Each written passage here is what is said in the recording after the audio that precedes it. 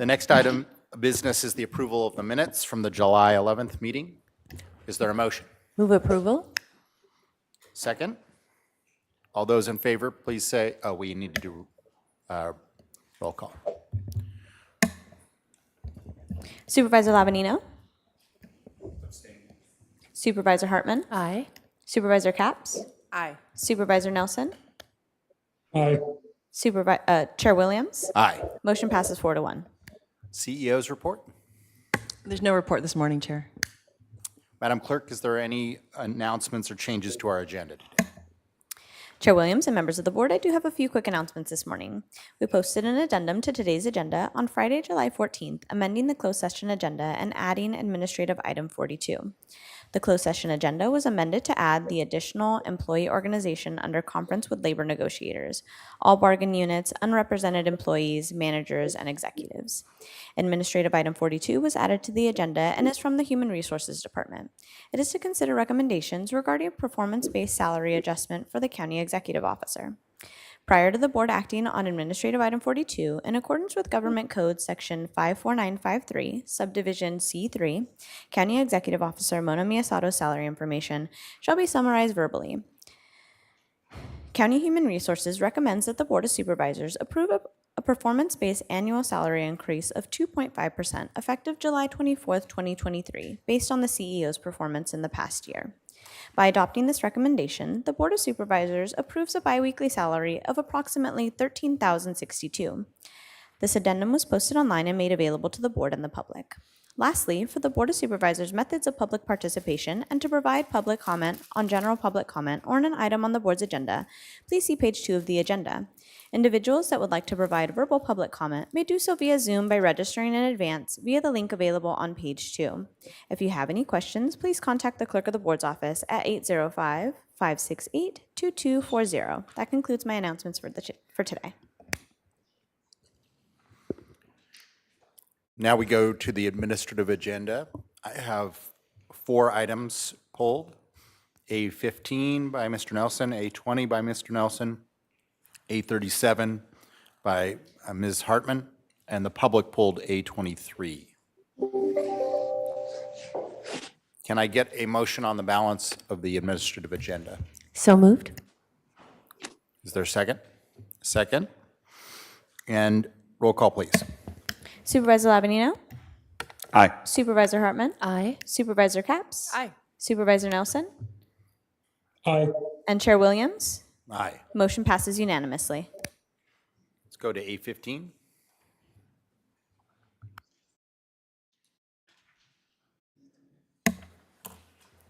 Chair Williams and members of the board, administrative item 15 is from the County Executive Office. It is to consider recommendations regarding a letter of support request for AB 779, groundwater adjudication, and AB 560, Sustainable Groundwater Management Act, groundwater adjudication.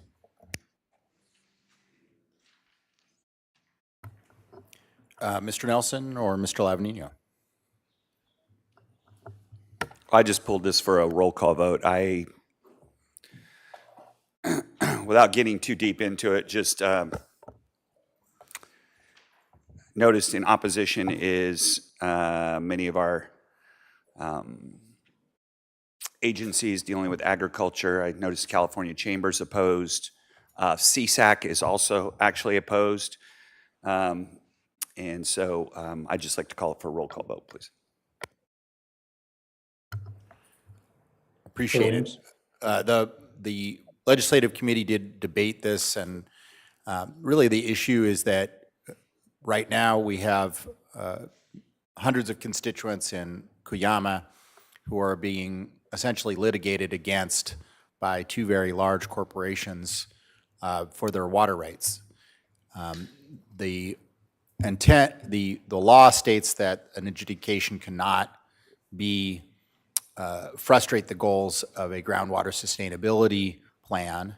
However, the details for that are slim to none, and this legislation would provide that, and is therefore incredibly important to those, particularly those small landowning residents in the Cuyama Valley whose water is threatened, and the renters and people in the township whose water is threatened by this adjudication. Can I get a motion? Is there any public comment on 8:15? I think So I can comment. Supervisor Nelson also. Okay, Mr. Nelson? Yes, a couple of things on both of these pieces of legislation. I'm not going to be supporting either, and I hope that we actually don't vote to support, especially 560, since the 560 is a 2-year bill at this point. I don't think we need to take a position on it this early. It's probably going to be amended between now and next year. But 560 is opposed by CSAC and Rural County Representatives of California. 560 frustrates Sigma and actually gets out ahead of it. It's kind of it's actually the opposite problem what you're having with 779. The Groundwater Sustainability Management Act was historic legislation. These rules are put in place for us to work through some of the issues, these long historical issues in some of these various basins. I think both these pieces of legislation don't go to the ends. I think we need to work on moving forward those plans. An adjudication is simply just proving out legal rights, and I don't think there's a reason why we should interfere with that unless there's some takings that we want to do. Water rights are a property right, and if somebody is going to prove those up through a court of law, that is a process that they'll go through. I trust the courts and California state law to work to the benefit of all in that basin, the Cuyama Basin. I hope that occurs. I don't know all the details at this point, but I really just would prefer to see us stay out of some of this language that's trying to tweak Sigma and let the goals of Sigma take effect. And I think that's moving into a good direction in many of our basins. And so I can't support either of these legislations, these bills at this time. Ms. Hartman? Move approval for staff recommendation. This is a situation where we have a few large corporations tremendously well-funded against a lot of small landowners and tenant farmers, and seems to me pretty clear course of action. Is there a second? Second. Roll call, please. Supervisor Lavanino? No. Supervisor Hartman? Aye. Supervisor Capps? Aye. Supervisor Nelson? No. Chair Williams? Aye. Motion passes 3-2. Let's go to A20.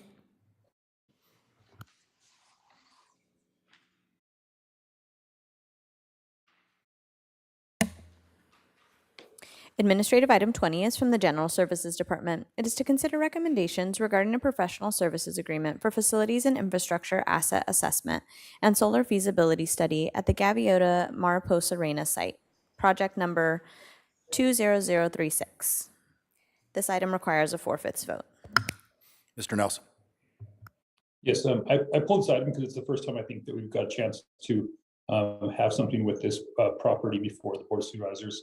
It's a property that I'm very interested in seeing it developed with potential public recreation opportunities and park opportunities for the county. I don't know when it's appropriate in the future to potentially have another item to get some additional details or a briefing to the individual supervisors' offices. I know that Supervisor Hartman, this is in her district, and so I'm sure she's being kept quite up to date on it, but I think it's a big enough project that, I think there's potentially some opportunities for additional daylighting and community input, as well as input for the entire board. So I just wanted to take the opportunity with this item being on the board to mention that.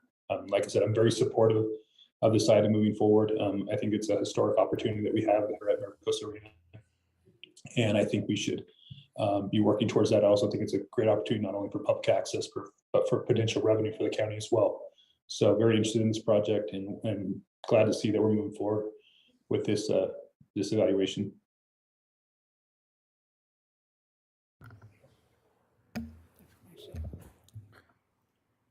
Supervisor Hartman?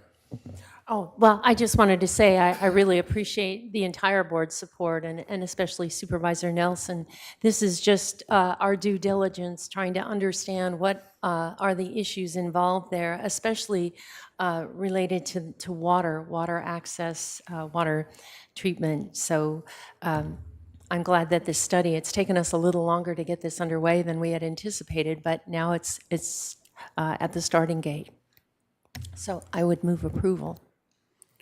Supervisor Capps. Yeah, just want to echo the support for this project, especially the fact that solar and renewables is a part of the scope of it, just a small piece of it. But I would just encourage our team, as I've done directly, to explore a power purchase agreement feasibility. But very happy to see that solar was included in the potential use for this area. Thank you. Is there public comment on this item? Chair Williams and members of the board, we have no request to speak for this item. And I also appreciate Ms. Hartman's leadership on this. This is really important site.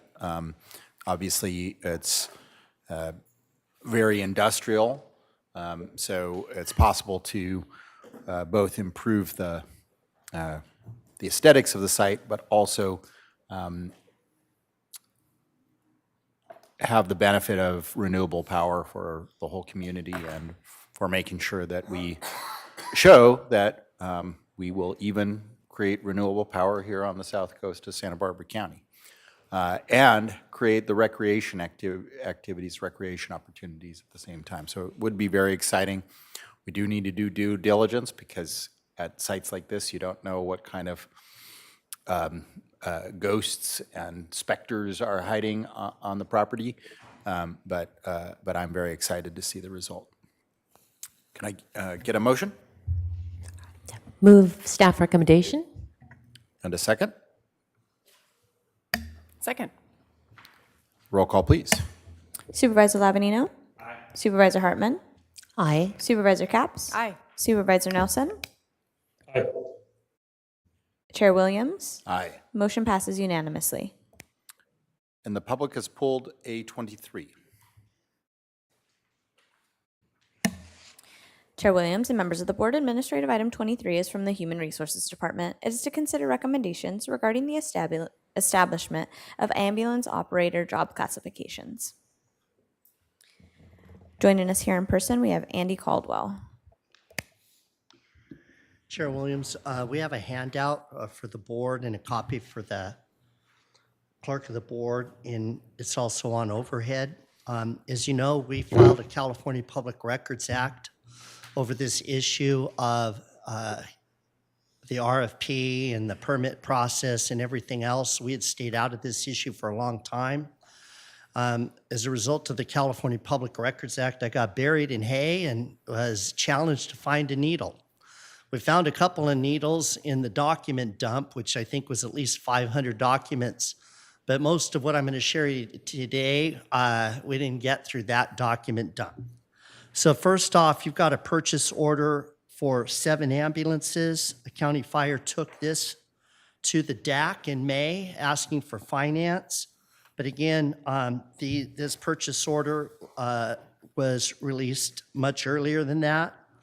Page 2, you got a purchase order for another 28 ambulances. So the first one was for $682,000. The second one's for $2.7 million. Again, you can see the order date in May. The next one you have, and again, county did not send us this, general ledger transactions. These ambulances were paid for as they were received beginning in May, a total of 30, I think it was 35 ambulances for $3.6 million. And finally, we stayed out of this. AMR is a member of COLAB, County Fire is a member of COLAB. We stayed out of this thing, but I was watching this, and I started commenting on the process through op-eds and the radio show. Stuff started pouring into me from that, including the last thing.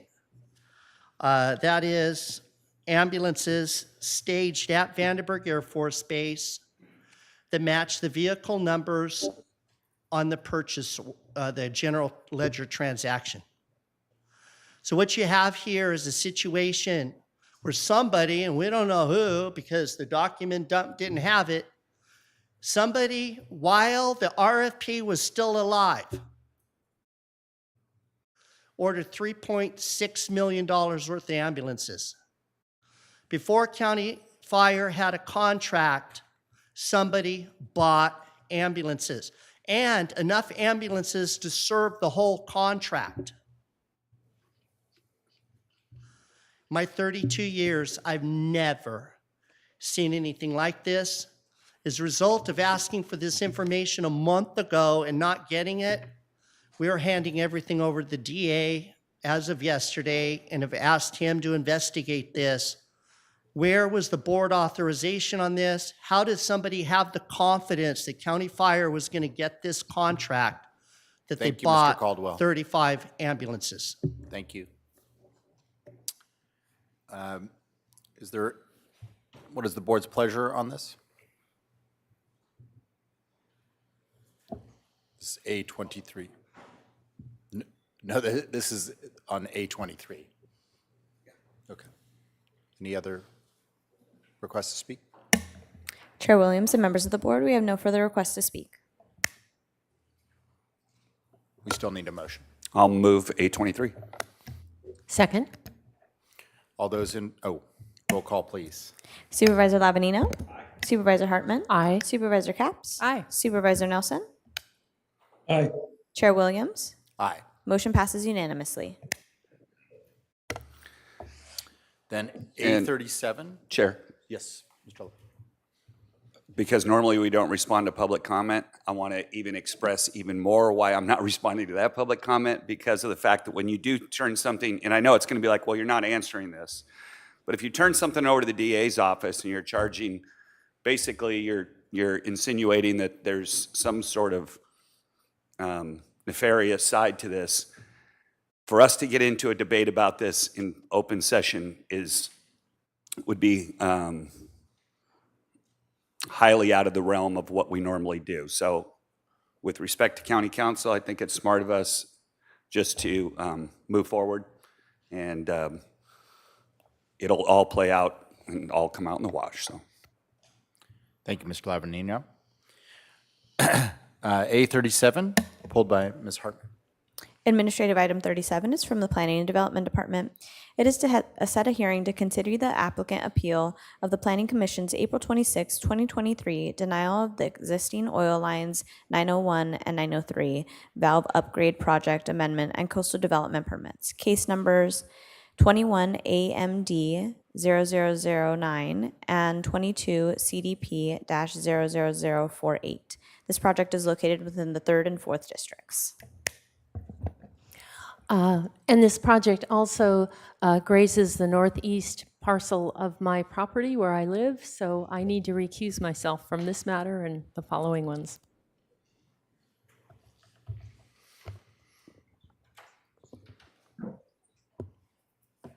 This is a set hearing. Can I get a motion on a set hearing? Unless there is public comment. Chair Williams and members of the board, we have no requests to speak. I move to approve staff recommendation. Second. Roll call, please. Supervisor Lavanino? Aye. Supervisor Capps? Aye. Supervisor Nelson? Aye. Chair Williams? Aye. Motion passes 4-1.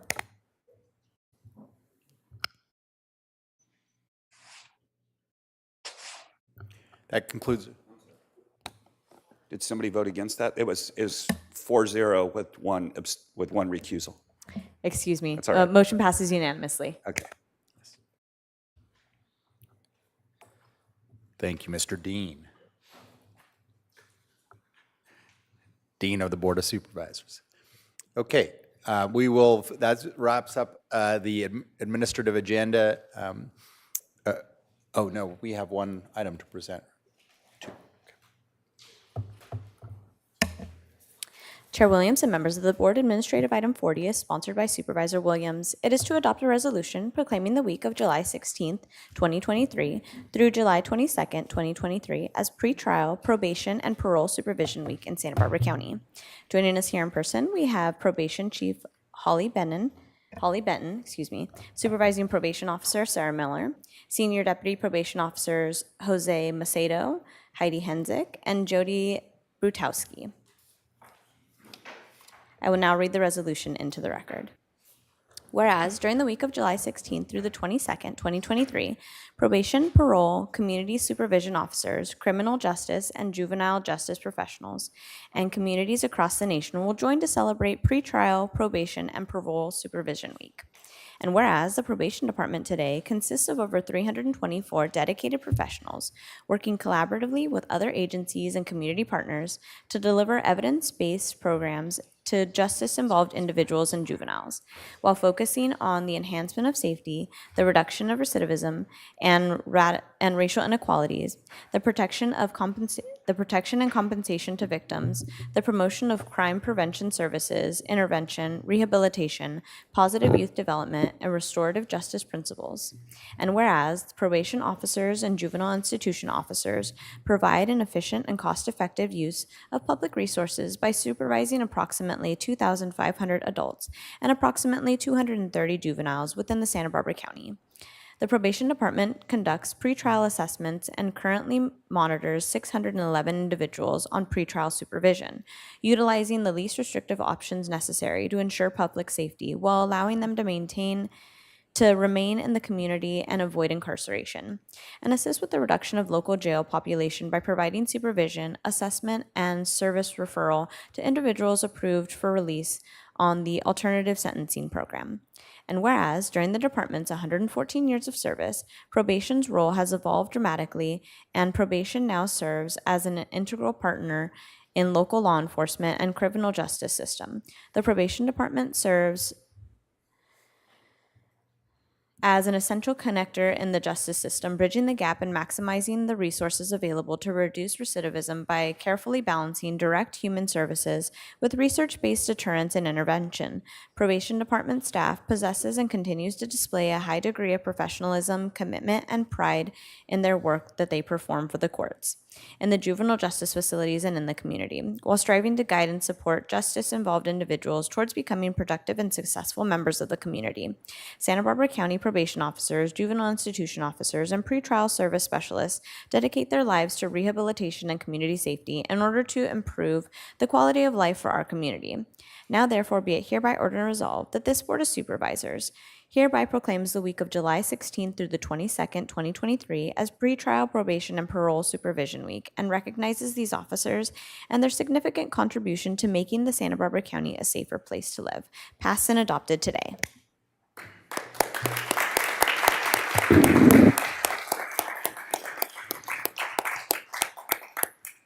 Good morning, Chair Williams, members of the board. I'm Holly Benton, Chief Probation Officer. Today, it's my honor to come before you to represent the officers and staff of the Probation Department. I thank you very much for this resolution, which recognizes the important work we do in our community and also symbolizes your board's continued support of this work, for which we are thankful. Our work with justice-involved adults and youth takes many forms, from diversion out of the system entirely to pretrial assessment and to supervision of those who require additional accountability and supports in order to be successful. It also involves collaboration and with our many county and community partners to help ensure public safety and empower individuals to change. With me today are 4 of our line officers who represent pretrial, juvenile services, alternative sentencing, and juvenile facilities. And I'd like to give each an opportunity to introduce themselves and briefly share what they do. Thank you again. Good morning, Supervisors, through the chair. My name is Jose Macedo. I'm a Senior Deputy Probation Officer in the Field Training and Monitoring Unit. I'd like to share some of the work we do. I get the opportunity to work with clients who have been placed on GPS. Our unit's officers supervise all clients throughout the county and are available 24/7 to provide coverage, respond to alerts, and ensure community safety.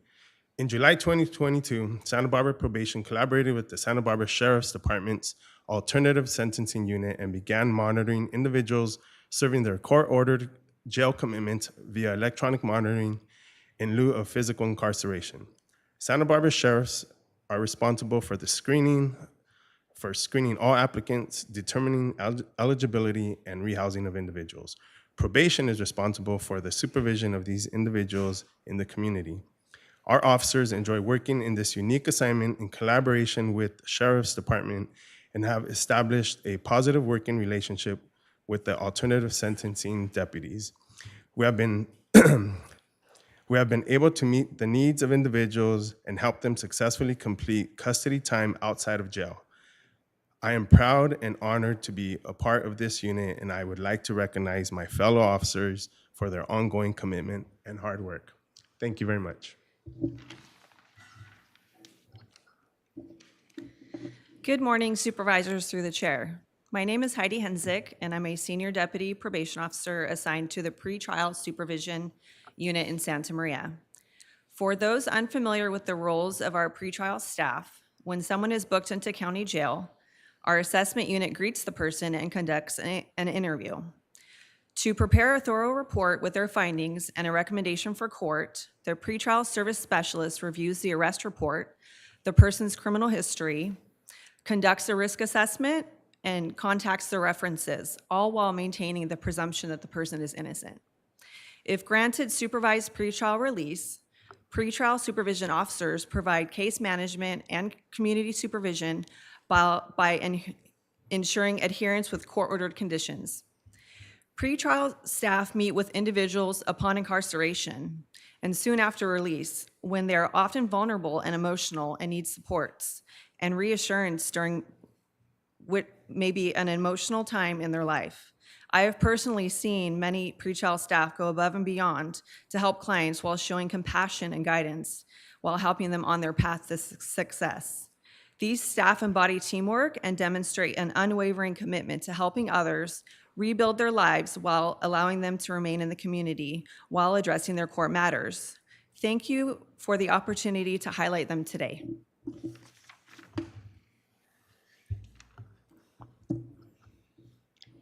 Good morning, Supervisors through the chair. My name is Jody Brutowski. I'm a Senior Deputy Probation Officer in the Juvenile Division, and I am pleased to have this opportunity to represent that division today. I have the pleasure of working with youth referred to juvenile probation, from those diverted to those in custody. Having focused a great deal on improving diversion opportunities for youth in recent years, this year we are moving toward better identification of youth at risk for commercial sexual exploitation and identifying and respecting youth's sexual orientation, gender identity, and expression. We are focusing on including family input to youth case plans, using a child and family team model, which allows youth to bring the supportive people in their lives into strength-based discussions. In addition, we are creating new opportunities to further engage youth and families through regional family engagement nights and continuing our wellness operations. Thank you for the opportunity to highlight our juvenile division and staff today. Supervisors through the chair. I'm Supervising Probation Officer Sarah Miller, currently assigned to the Facilities Division, overseeing our camp program. Over the last year, one of our main focuses has been on transitioning towards a more therapeutic commitment program design within the Facilities Division. This includes using evidence-based program models that reinforce positive behaviors to affect change within the individual, as well as the environment of the facilities. We identify the needs that should be met for each youth and the individualized programming needed to meet those needs. Eye movement desensitization reprocessing, EMDR, dialectical behavioral therapy, DBT, Rock On to Recovery, which is a music creation opportunity, and transitional education programs through Allen Hancock and Santa Barbara City College are just some of the programs we have incorporated to assist the youth. The long-term goal is to affect long-term change, incorporate family reunification, and introduce the youth to a variety of enrichment programs which they can continue once they return back to the community, and so they can be successful once released. Thank you.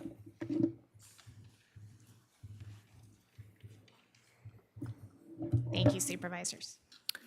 Well, I just wanted to say I was really proud to sponsor this resolution. Sometimes when there's things always going right with a department, it doesn't, sometimes that means our attention isn't always directly on or talk about it as often as we should. Because so much has gone well in the probation department over the last few years. And in particular, striking the amazing balance of accountability and compassion that keeps the general public safe, but at the same time provides a path for the clients to be on a different road to rehabilitation and to another life. And I just think every bit of evidence I've had over the past 6 years indicates how amazing the department is doing at achieving that mix of compassion and accountability, and I really thank you for it. Ms. Hartman.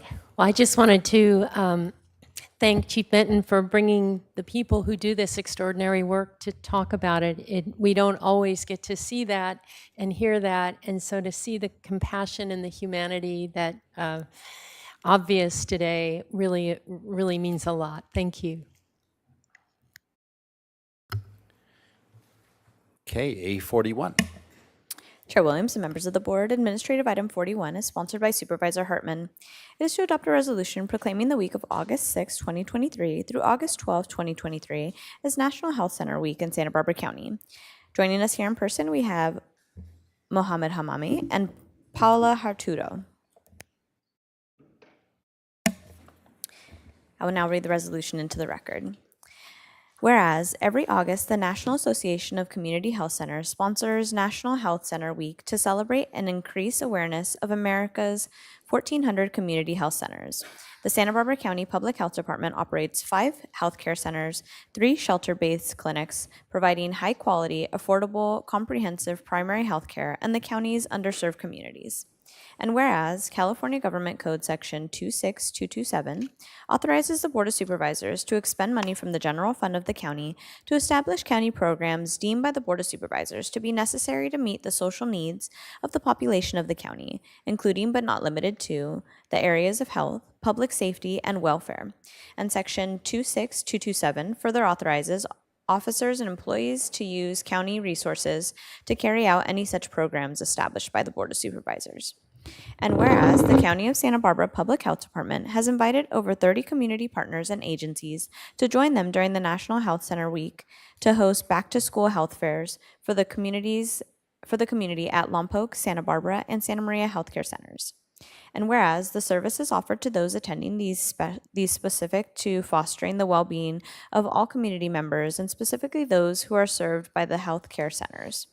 And whereas hosting these single-day events on county properties serves the public purpose of providing ease and access to the community by having the community partners, agencies, and county services and programs all located in one area, which fosters collaboration between agencies and partners in outreach to the community with a focus on addressing a larger spectrum of needs for those in underserved communities. Now therefore be it hereby ordered and resolved that this Board of Supervisors does hereby proclaim August 6th through the 12th of 2023 as National Healthcare Center Week. Find that hosting back-to-school health fairs on county property serves a public purpose by bringing community partner agencies and the community together in one accessible location, which meets the social needs of the population of the county, and authorize the County of Santa Barbara Public Health Department to host back-to-school health fairs, passed and adopted today.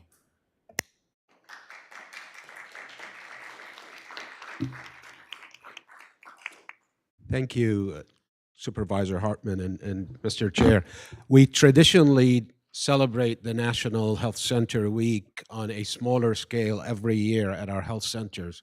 What is so special of this year is, one, it comes as we are coming off of the emergency of the pandemic. We want to go back to the community, and it represents a lot of community collaboration where we are now doing it as a back to school.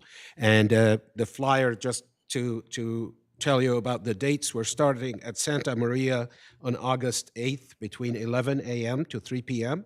And then the next day on August 9th we'll be in Santa Barbara between 4 p.m. and 7 p.m. And then on August 10th we'll be in Lompoc at 11 a.m. to 4 p.m. There will be smaller scale celebrations at both our clinics in Franklin and in Carpinteria as well.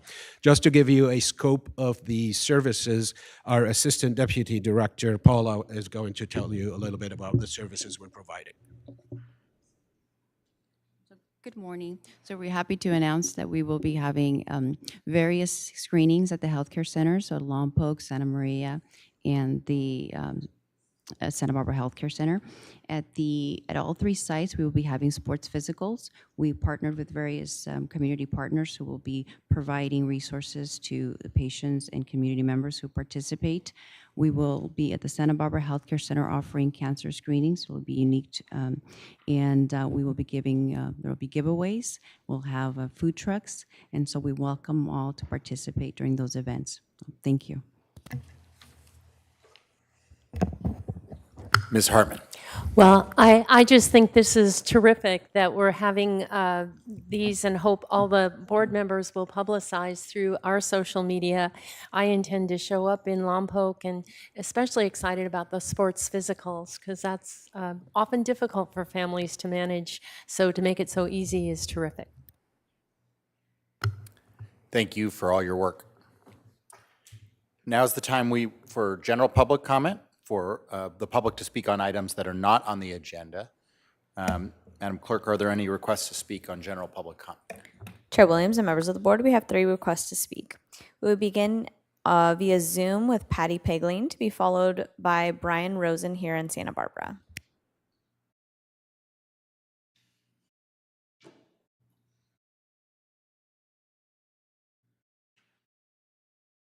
Hello, Santa Barbara County Board of Supervisors. Wishing you all good morning. I want to thank you for all the work you're doing for our communities and the planet. My name is Patty Pagling, and I'm here to express support for Brian Rosen, who has spoken with you regarding the questionable actions of a trustee for his family's estate. The trustee hasn't released funds to beneficiaries who truly need the. I was with Brian when the trustee was speaking with Brian on June 1st on the phone, which was on loudspeaker. I heard the trustee say on the phone that he would be releasing money within a month and that it would be a substantial amount. He said Brian would be happy with the amount. The month has come and gone, and now the trustee is still stalling and has not released any funds. And many of us who are friends of the beneficiary are asking for your help to encourage the trustee to do the right thing and release the money to the beneficiaries immediately. And I've been informed of other very questionable actions of the trustee. I sent you all information about that, which you can look over. And due to these actions, along with other actions that indicate alleged misconduct by this trustee, we are concerned that he is not acting in the best interest of the beneficiaries, which is required by law. And I thank you for your time. That's all. Brian Rosen, to be followed by George Alvarez in Santa Maria. Hi, it's nice to see you all again, and I want to thank Doss for having his aide Katie call the trustee and his attorney. And the trustee, they gave nothing specific, nothing in writing, just, it's in 30 days we're supposed to have a beneficiary distribution agreement or something like that. I need something in writing, and I appreciate all of your help. Maybe I could meander around afterwards to all of your offices and share with your staff some of the documents that I have that are pretty clear. I'm just amazed that they had the gall to represent the house as a tear down in court. Well, we have the very property inspector, I gave these documents to Doss, saying it's not a tear down, just needs updating, great property. It's a perfect parcel in Montecito, surrounded by undeveloped land that's never going to probably be developed, virgin soil, wildlife habitat, organic farm, and they try to sell it, list it originally for $2.5 million. Well, trying to turn it into a tear down was seemingly what they were trying to do, because it was so hard to get the trustee to repair the roof. And if it wasn't for Judge Stern, thank God, she insisted that roof be covered right before the big January 11th storm. And even after Judge Stern insisted on it, my attorney and I had to work really hard to get them to cover the roof. And barely in the nick of time, the house would have been decimated. But then in the court, even though they had all those documents and letters and the roofing company and the property inspection report and my emails, the attorney, Mr. Randall Fox stated the first time they ever heard of a leak problem. So my attorney, of course, refuted that. So the house finally got sold after we had all the evidence in court. And also a possible referral fee scheme that we found out from real estate friends when we found out the trustee was also a broker. The real estate people suspected that there was a referral scheme. He dropped the real estate agent like a hot potato, and we had all this evidence on them in court. They didn't want to be ordered by the judge, so they just simply did pretty much what we wanted, and the house sold for $3.736 million. You can go to 673 Cold Springs Road and you'll see that what I'm saying is true. And I have the original listing agreement here for 2.5 and with the outdated comparables. But I made a lot of people have a lot of problem, and I go to court and they have $3 million to use against me. I can get more in debt to my attorney. So I'm paying for their attorney and my attorney. It's just not a healthy system, and I think it's happening to a lot of people. And I really appreciate Doss's help. And I think if they heard from any of you, then they would get real scared. I guess aides you're all pretty savvy and smart, and they wouldn't know what to do. You know, they would just maybe fold up and do the right thing. But thank you so much for taking the time to listen to me, and hopefully we can resolve this matter and that we'll have a better, more fair and just court system. And so the trustees, Mr. Will Jones, if anyone wants to give him a call, I'd appreciate it. And thank you very, very much again. We will now move to George Alvarez in Santa Maria.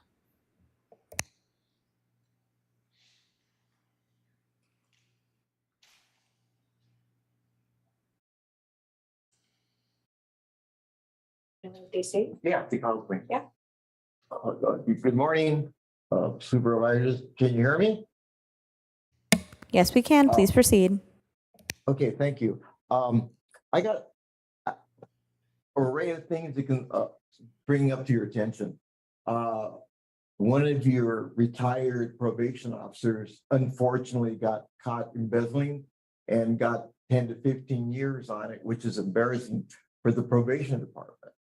Along with the theme of embezzlement and fraud, the County of Santa Barbara, the County of San Luis Obispo, and various health providers have to pay back $68 million of fraudulent claim during the COVID aspect when they were dealing out with the money.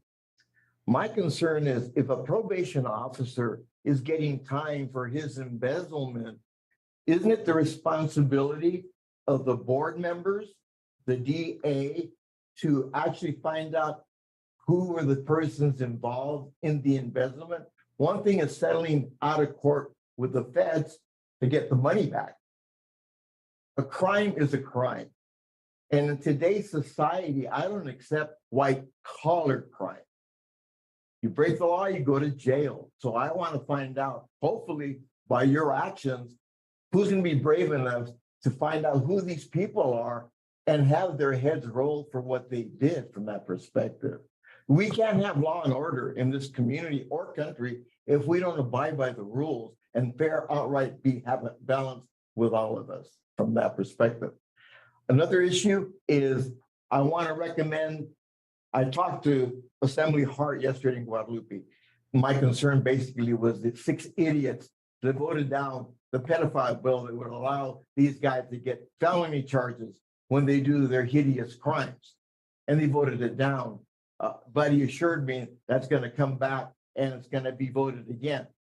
Hopefully the 6 that voted against it will kind of wake up and find out that children have the right to have safety. As a parent, we protect our children. As a society, my God, have we gone way on the wayside of our moral compass in dealing with these issues? It's alive. I recommend those who haven't seen the movie, The Sound of Freedom. Excellent movie. It opens your eyes to a lot of things. And I'm outraged that our federal government is taking children to different cities by sponsors. And me, you, the tax are paying for this activity. And they come in here illegally. How in the hell do they get sponsors? So bring that to your attention. Please see the movie. and have self-respect. And like I said, it's up to you to make sure the law is abided by and respected by all. Thank you.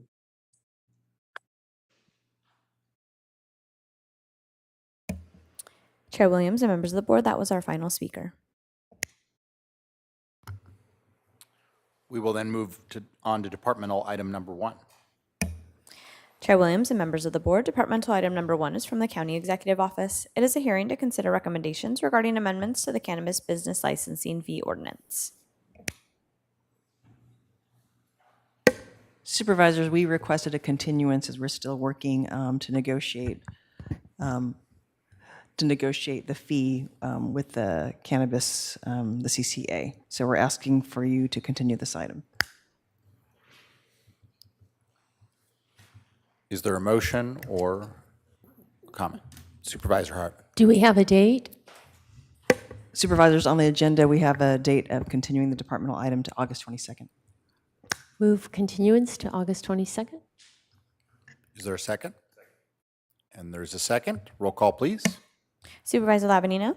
Aye. Supervisor Hartman? Aye. Supervisor Capps? Aye. Supervisor Nelson? Aye. And Chair Williams? Aye. Motion passes unanimously. Take departmental item number 2. And for the record, there was no public comment on the continuance. Chair Williams and members of the board, that is correct. Thank you. Chair Williams and members of the board, departmental item number 2 is from the Community Services Department. It is a hearing to consider recommendations regarding a consumer price index adjustment of fiscal years 2023 through 2024, special library tax rate for county service areas number 3 in the greater Goleta. Good morning, Chair Williams, members of the board. I'd like to introduce Andrew Myung, CSD's CFO, who will be presenting this item. Good morning, Chair Williams, members of the board. The Community Services Department coordinates changes to the CSA Special Library Tax annually by the Los Angeles Urban Consumer Price Index. The library special tax was approved as part of Measure L and is levied for parcels located in CSA 3 in the unincorporated area outside the boundaries of the city of Goleta. The city of Goleta has a similar process that they do for the parcels located within the incorporated area. The special tax rates for the fiscal year 23-24 are proposed to be adjusted by 7.4%, which reflects the percentage change in the CPI for the calendar year 2023. The CPI will result in a total assessment of approximately $238,000, all of which goes towards the operation of the Goleta Library, and a 16% increase over the prior fiscal year. The recommended actions before you are as follows: to adopt the resolution that confirms the report and increases the fiscal year 23-24 library special tax in the CSA 3 by 7.8%, and to determine that these actions aren't subject to CEQA. That's the end of the report.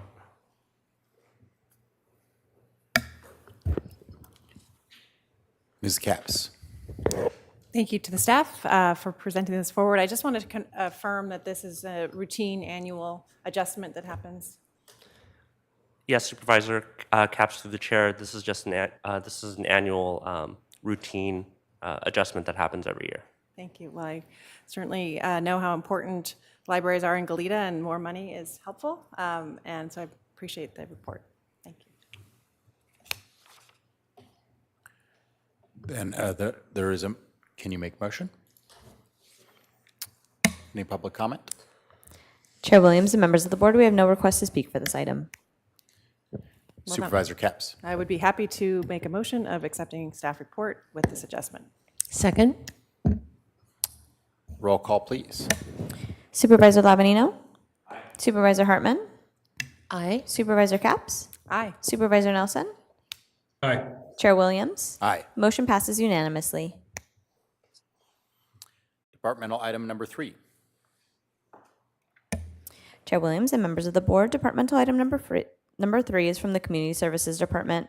It is a hearing to consider recommendations regarding fiscal years 23 through 24 special tax levy for the County of Santa Barbara Community Facilities District number 2002-1 Orchid Community Plan, and for the County of Santa Barbara Community Facilities District 2004-1 Providence Landing. Hello again, supervisors, Chair Williams, members of the board. The item before you is the annual update to the Orchid and Providence Landing Community Facilities District tax levies. The Orchid CFD was approved by the Board of Supervisors in 2002 for the purposes of levying a special tax on residential and commercial properties in the Orchid planning area. Specifically, the special tax is used to offset operational and maintenance service costs associated with the build-out of the Orchid Community Plan. The special tax funds four major areas: sheriff protection services, fire protection and suppression services, maintenance of parks and open spaces, and flood and storm protection services. For fiscal year 23-24, parcels within the CFD will be increased by the Los Angeles Urban Consumer Price Index at 4.93% or 2%, whichever is higher. In this case, 4.93% CPI was applied.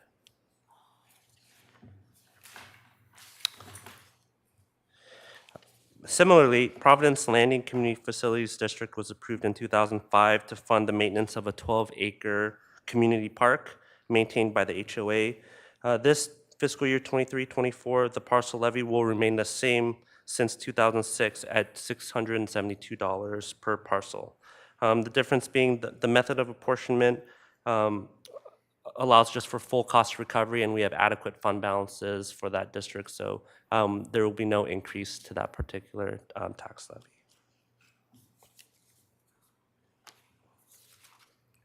Questions from the board? Any requests to speak from the public? Chair Williams and members of the board, we have no requests to speak. Is there a motion? Mr. Nelson? Chair Williams? Yeah, I have a few comments on these items. Orchid's been in my district for quite some time, and so I was really familiar with the Orchid CFD, but also now proud to also have the Providence Landing CFD in my district as well. And I can just really want to thank the group out there, Providence Landing, for all the good work they're doing. They've recently installed 4 professionally done pickleball courts that we're looking forward to unveiling this summer to the community as well. But focus back on the Orchid CFD for a moment. I'm frustrated by this the expenditures here in the Orchid CFD. There's no connectivity between at this point the growth and the expenditure of these funds. The funds that go towards the park are the ones that are probably most beneficial to the community because there is a bit of a nexus there because of the proximity, but it is a regional park and it is funded not only from the CFD, but from other taxpayers in the county. And that makes a lot of sense to me, but we haven't been able to make a connectivity between the fire and the sheriff costs and the services provided. As you guys are all aware, last year, you all authorized the funding of a community resource deputy for Orchid that would be paid for these funds, 75% of that position. That position has not been filled. And so we've got another year without having the ratepayers in the CFD getting a return for the taxes that they're paying. Orchid CFD is a unique situation in a unincorporated county. The CFD residents are triple taxed. Many of the services that people get throughout the county paid for by their sales and property taxes. Those members in the CFD pay an additional tax. It's supposed to offset for growth, but we don't get the services that go with it. I'm again frustrated by this. At this point, I cannot support the additional increase until we can get a greater nexus between the services rendered and the taxation for the residents in Orchid who pay the Orchid CFD tax. So I can't support the motion. I'd actually recommend that we make a motion to keep it flat and Orchid until we can start to connect the actual tax revenue to services delivered to the constituents who are paying them. So if I get a chance, that's a motion I'd like to make. I have some support for my colleagues.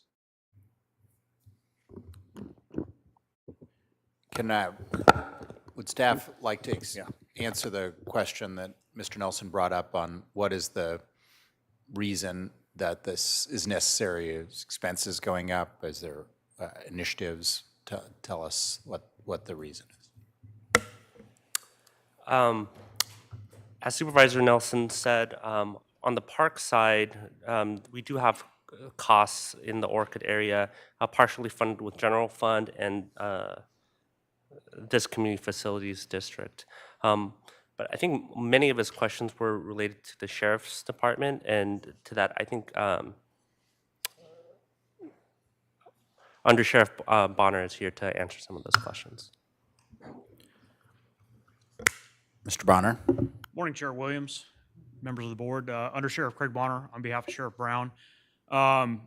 As Supervisor Nelson pointed out, obviously we are working through significant staffing challenges. I do want to point out that we have 37 law enforcement deputies in various forms of initial training. We do intend to fill the community service deputy position as quickly as we can get those deputies online. As far as the need for an expansion, the sheriff's office does not have a need for expansion. However, if this is just a normal, just like the other ones, scheduled increase, but we don't have a need for an expansion above and beyond what is already budgeted this fiscal year.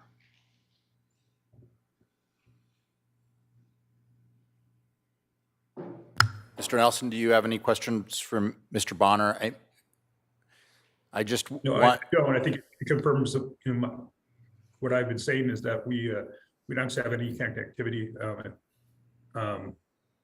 Mr. Bonner or Under Sheriff Bonner would probably be able to expand on that. There's actually no direct nexus between the OCA CFD and actually the amount of patrols that would be done. The CFD doesn't pay for an extra patrol or any additional enhancement of services that didn't exist prior to the creation of the OCA CFD.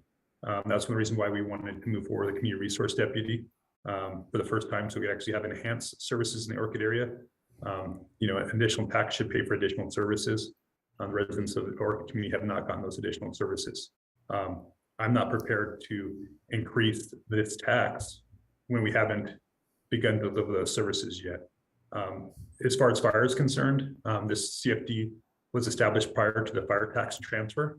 So the taxing methodology for these homes prior to the fire tax transfer, there's a greater justification for using the Orchid CFD to pay for enhanced fire services. But now that's been transferred through the fire tax transfer, that it makes more sense to reevaluate that as well. It's something that my office has been trying to talk to, or has been talking to the county about for a couple of years now. I know we had some traction prior to Mr. Bailey leaving the community services department. It's something we're going to continue to work with at CSD on to make sure that the Orchid Community Facilities District is right sized to the Orchid community, whether that needs to be expanded or shrank, or just make sure that we're having the tax dollars actually deliver services that are connected to that growth. And I don't feel comfortable with raising that this year. There's no budget for these funds that show that growth. And so, I'm not saying that we get rid of the fee altogether. I'm just saying that at this point, there's no justification I can see for raising it. There's no cost of goods or services that are increasing attached to this fee. So I would make a motion, if we could, staff recommendation with the amendment that we have a 0% increase in the Orchid Community Facilities District for 23-24.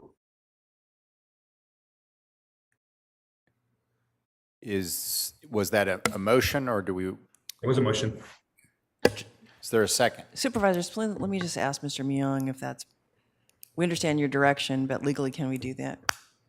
So just as a point of, Chair Williams, members of the board, just as a point of clarification, the budget is always affected in arrears. And so the budget that's our current budget utilizes the prior year report. And so what will likely be impacted are your other funding sources for your next upcoming budget year. So for parks, it'd likely be a little bit more general fund contribution to cover those costs in ORCUT. Same with fire and sheriff, I would imagine. So that's what we're talking about. The impacts to the next budget year. And Mr. Myung, what is the timing on this approval in order to make this not affect us fiscally for next year? Thank Chair Williams. We have to have all of these changes into the auditor's office to get on the tax roll by August, by the beginning of August, I would say. And so there are no more board meetings between now and then to get on the tax roll. So this is the final meeting to make the decision. Mr. Lavanino. Well, thank you, and I completely understand where Supervisor Nelson's coming from. I think this might be part of his future plans on maybe a CSD in Orchid or something, and how you get more connectivity to the actual tax dollars that the people pay for. And I would support anything that did not then impact the general fund, because if there's no connectivity from the folks that live in Orchid for these services, there's definitely no connectivity to the people that live in Santa Maria or the San Ynez Valley or Lompoc or Santa Barbara. So I would be a willing partner with you on how we tackle this moving forward for next year, but being in the deadline that we're in right now,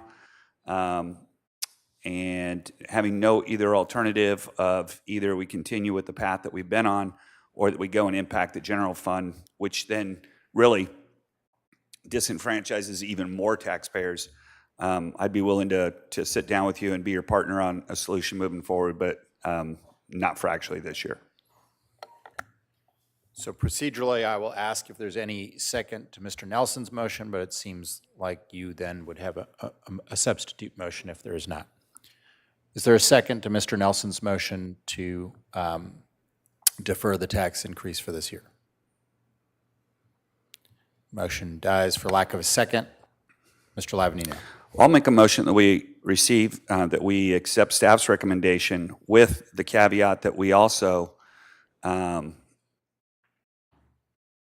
I don't know if Supervisor Nelson would like to have, an item that explains this a little bit better and how these taxes in a CFD are,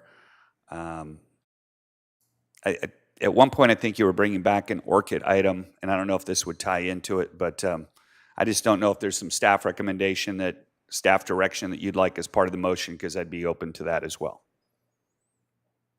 Great. Thank you, Supervisor Lavanino. Thank you, Chair. I just want to correct the record, and it's not that the general fund would be subsidizing some of these services in Orchid. It's actually that Orchid is subsidizing the general fund by paying for services that they're not receiving. So that's one of my concerns here. I see that it's been budgeted that way, so I understand the concern of the board on how to recover those potential lost funds if they're not done there. But again, it is Orchid paying extra and more than any other taxpayer in the county for those additional services that subsidize the general fund. So I just want to correct that for the record. I do appreciate the willingness, though, to have an ongoing conversation. I think it's really on my office and community services to get together to work on trying to potentially reissue the study and come back with a new resolution on the Orchid Community Facilities District on how that would look moving forward. It's a big concern of mine. It has been for quite some time. It's something that it's a nut that's a little hard to crack. It's one of the very few Miller's districts in the state that actually pays for services. Most Miller's districts actually pay for infrastructure.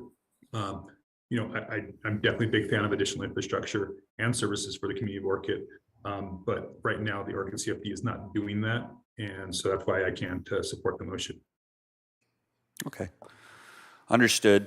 So I will just make staff recommendation then, and then we'll have 4th District Office continue with staff behind the scenes on how to correct this. I will second. Roll call, please. Supervisor Lavanino. Aye. Supervisor Hartman. Aye. Supervisor Capps. Aye. Supervisor Nelson. No. Chair Williams. Aye. Motion passes 4-1. And just for the record, there was no public requests for public comment. Chair Williams and members of the board, that is correct. Then we will go to departmental item number 4. Chair Williams and members of the board, departmental item number 4 is from the County Executive Office. It is to consider recommendations regarding a status report on criminal justice partners' improvement efforts.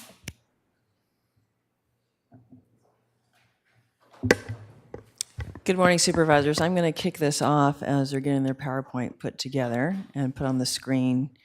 And it's just that, as you know, over the last 3 years, our justice partners and the County Executive Office have worked collaboratively to improve the effectiveness, the efficiency, and the fairness of our local criminal justice system. And as you know, this is a complex system where no one entity is really in charge. We have the courts, our public defender, DA, sheriff, probation, and behavioral wellness, assisted by my office. And while the board appropriates money for our county departments, obviously the district attorney and the sheriff are independently elected. We've had a lot of consultants contribute to this effort and experts along the way. The board has consistently expressed an interest in expanding enhancement to local diversion options with a priority on those justice-involved individuals with behavioral challenges and also low-level offenders. So as we've done in the past, this is a status report on the goals and strategies of the collaborative efforts of our partners who are here today. And I also just want to say thank you to all of them. And also this effort is led by Assistant CEO Tanya Heitman, who also was a leader in this initiative as Chief Probation Officer. And Nicole will introduce who our other speakers are today. And if you've looked at the packet, please look at the packet. We've done a great job this year in articulating all the different strategies. So they're attached as an attachment to your board letter. With that, Nicole. Thank you, Mona.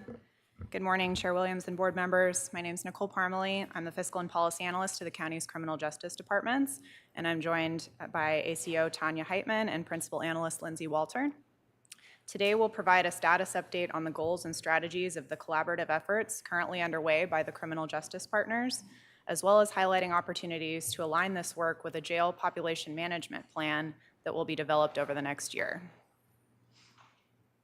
To start with some background, for over 3 years, the justice system partners, including the district attorney, the sheriff's office, probation, public defender, behavioral wellness, and the Superior Court, as well as the CEO's office, have worked collaboratively to improve the effectiveness, efficiency, and fairness of our local criminal justice system. Through this process, the county has also sought input from a number of consultants, industry experts, and community stakeholders in supporting these efforts. And the CEO's office has provided ongoing updates to your board to assist in setting priorities and to ensure the board and the community are aware of the changes and impacts to the criminal justice system.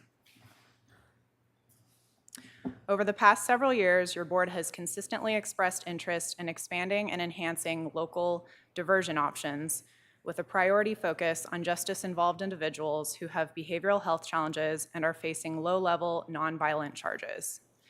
These themes have continued to emerge through last year's jail population analysis conducted by consultant Michael Wilson, as well as in current efforts to address the increased IST population, the need for more residential treatment beds specific to the justice population, justice-involved implementation requirements of CalAIM, and compliance with the DRC stipulated agreement. All of these initiatives are intertwined with common goals and target populations, and in fact must be considered as joint efforts that should be leveraged concurrently to accelerate the board's priorities. So with that in mind, since our last update to your board, the criminal justice partners have worked to align their goals with both the board's priorities as well as the goals that have been previously established by the CCP. And as a result, you will find the alignment of goals as depicted here on the slide. And we will talk about each of these goals and their corresponding strategies in turn, but it is worth noting first that many of the identified strategies tie directly to the policy levers indicated in Mike Wilson's jail population report as supporting the overarching goal of safely reducing and appropriately managing the jail population. Each of these strategies, if successfully implemented, is anticipated to assist in further reducing the jail population without compromising public safety. And now I'll turn it over to Lindsay Walter to walk through each of these initiatives briefly. Good morning. Goal 1 is to enhance public safety by reducing recidivism. The key strategy is the Familiar Faces program, which is an initiative focused on serving high-need individuals who are reluctant to engage in services through a multidisciplinary street outreach team. The program will provide daily outreach to those experiencing homelessness with history of justice interaction and ensure intensive case management and linkages to community resources. Currently, staff from probation, the public defender, and behavioral wellness are meeting to design the program and build out and expand the steering committee, which will contribute to this work over the coming months. Through improved engagement, it is anticipated that individuals served will utilize fewer jail bed days and inpatient services, as well as experience reductions in overall recidivism. Also to note, in the strategy briefs, probation has more information on the data to be collected, goals, and outcome measures. Goal 2 is to enhance the use of alternative detention. There are 2 strategies. The first is to expand alternative sentencing. An alternative sentence provides inmates with the opportunity to serve their sentences via community programs instead of through jail time. Since July 2022, probation has provided the responsibility for the supervision component of the program, which was previously conducted by the Sheriff's Office, while the Sheriff's Office has continued to oversee the application, eligibility determination, and booking and rehousing portions of this process. There is an opportunity to examine the eligibility criteria, screening process, timelines for enrollment, and supervision strategies to ensure the optimal numbers of individuals can be safely enrolled and supervised on the program, as well as the expansion of the program if supported by the data. The second key strategy is to expand and enhance diversion opportunities, primarily for those community members who experience behavioral health issues. Oftentimes, persons who are charged with a crime who appear to have a mental health or co-occurring substance use disorder condition may be eligible for a variety of diversion options due to recent legislative changes. The partners are working on a variety of programs which include the Misdemeanor Community Diversion, Credo 47 Pre-Diversion Opportunities, DISH AB 1810 program, which is the Department of State Hospital, the county's co-response teams, and felony diversions. Also, some of these are still in the planning process, specifically the felony diversion program. In addition, recently, the Felony Incompetent to Stand Trial Collaborative Work Group has been initiated with the Department of State Hospital grant that was funded effective July 1st, 2023. The primary goal is to see a reduction of IST commitments for providing recommendations of system interventions and programming to support these individuals. IST process mapping has been completed, and data analysis and sequential intercept mapping are currently underway. In collaboration with several state associations, the county continues to advocate for changes to the formula utilized to impose penalties to the counties. We do anticipate that a new formula will be released by the DISH in the coming months. Overall, based on the nature of the current discussions, it is believed that Santa Barbara County's anticipated penalty will be reduced substantially. What's not on here is that we initially estimated the penalty at $6.4 million, and the updated range through advocacy could be as low as $2.4 million. Goal 3 is a successful and equitable reentry. The key strategy is creating an assessment and reentry coordinator funded in the department whose function is to perform coordination and to ensure all county diversionary, pretrial, and alternate sentencing release options are maximized and individuals exiting the criminal legal system have a robust discharge plan. Goal 4 is to coordinate efforts and enhance efficiency. There are 3 key strategies. The first is the Digital Evidence Management System, otherwise known as the DEMS, and the Discovery Process Improvement Project, which is a technology and process-based initiative that seeks to improve efficiency and security and distribution of electronic discovery among criminal justice partners, manage the exponential increase in volume of discovery, and reduce delays in the criminal justice process by modernizing the intake, processing, and transmission of electronic discovery. On March 2023, we just wanted to remind that your board authorized the release of the request for proposals, which has commenced. The second strategy is to leverage technology and streamline and automate workflows.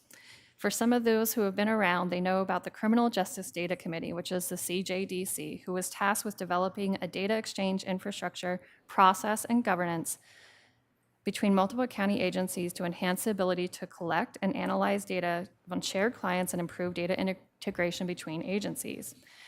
Recently, the committee has been meeting and since March 2026 and now is being restructured and renamed to add additional county partners from Health and Human Services.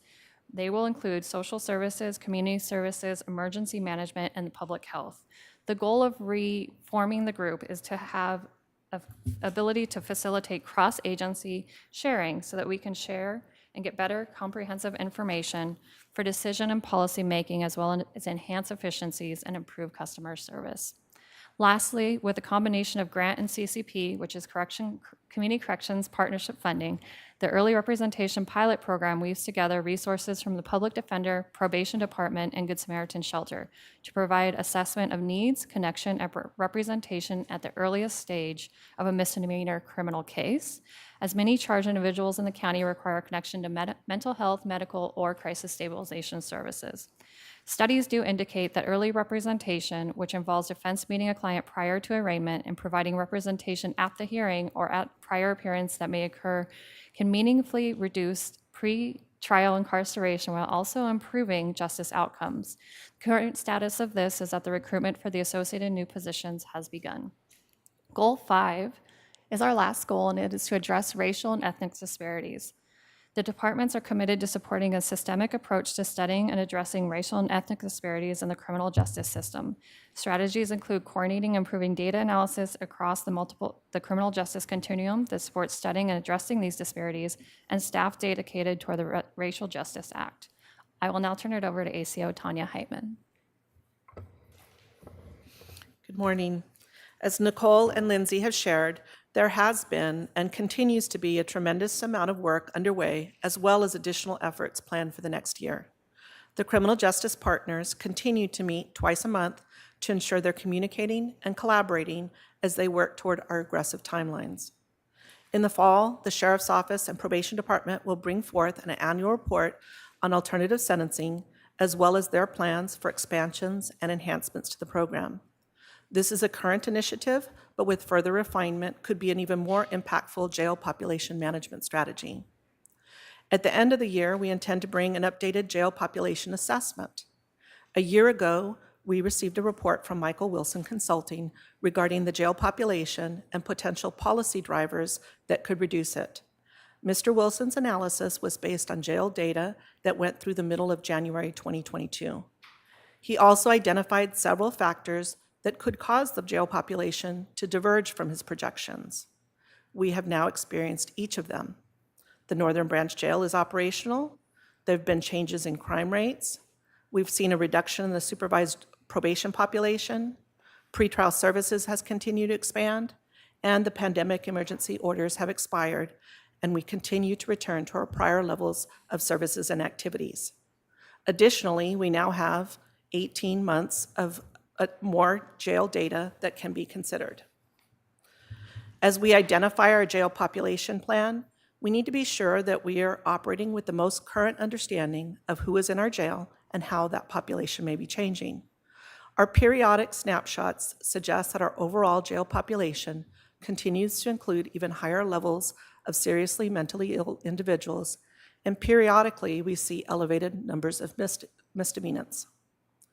By providing updated jail population analysis, as well as preliminary population reduction strategies in December, we anticipate these strategies can then be analyzed and projected reduction estimates attributed to them for presentation to your board in the spring of next year.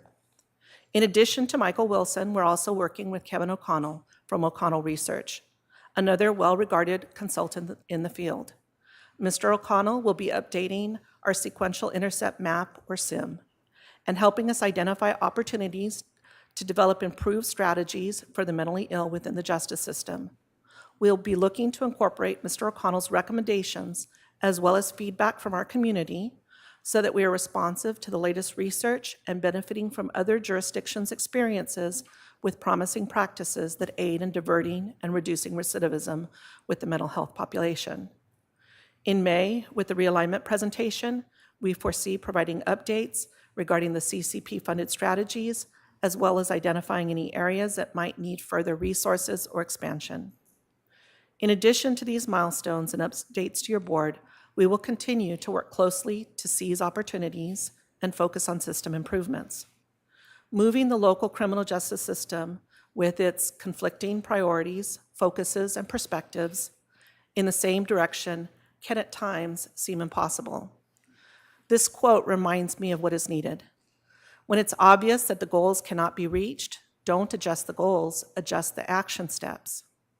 We're focused and committed to our goals, and we will need to continually analyze our progress and be prepared to adjust our action steps.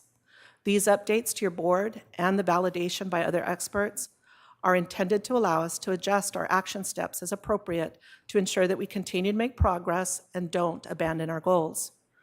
Thank you for your support and help keeping us all focused on our goal of sustainable, long-term public safety. That concludes our presentation.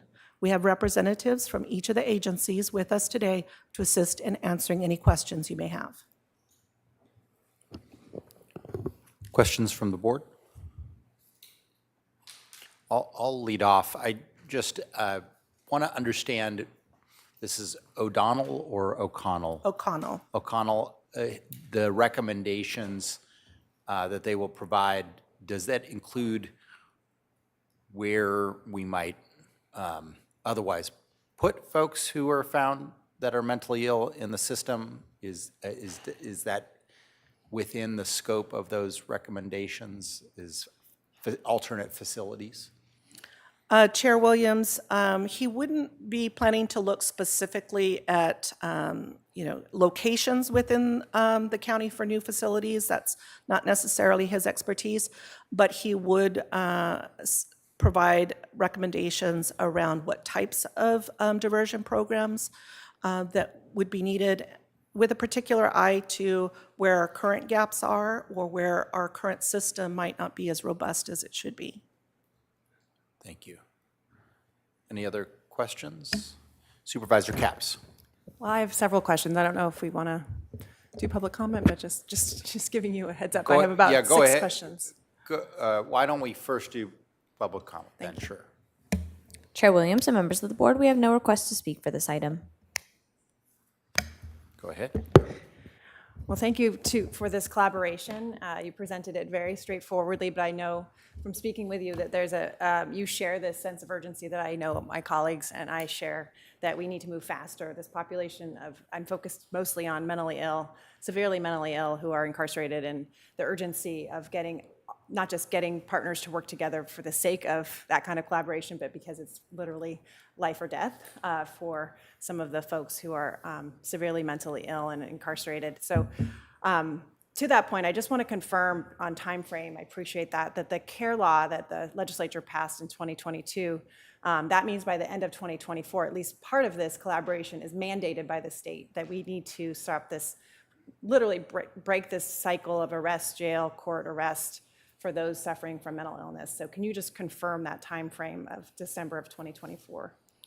Supervisor, through the chair, you're correct. In addition to the work that we've already talked about, we also need to begin planning for care court in our county. We're not one of the pilot counties, but we will be obligated to bring the program up and running along with the other counties across the state. I understand that there's some more resources being put into the budget to assist counties in doing that. We have a considerable amount of work to do with our local courts.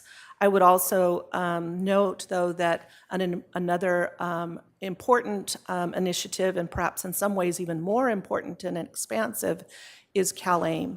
CalAIM will be doing much of the same work that's been talked about here within our local jails.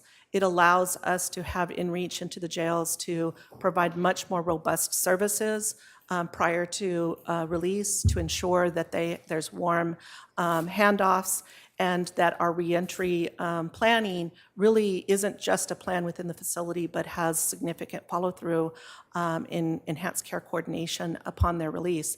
All of these initiatives will aid with that particularly vulnerable population.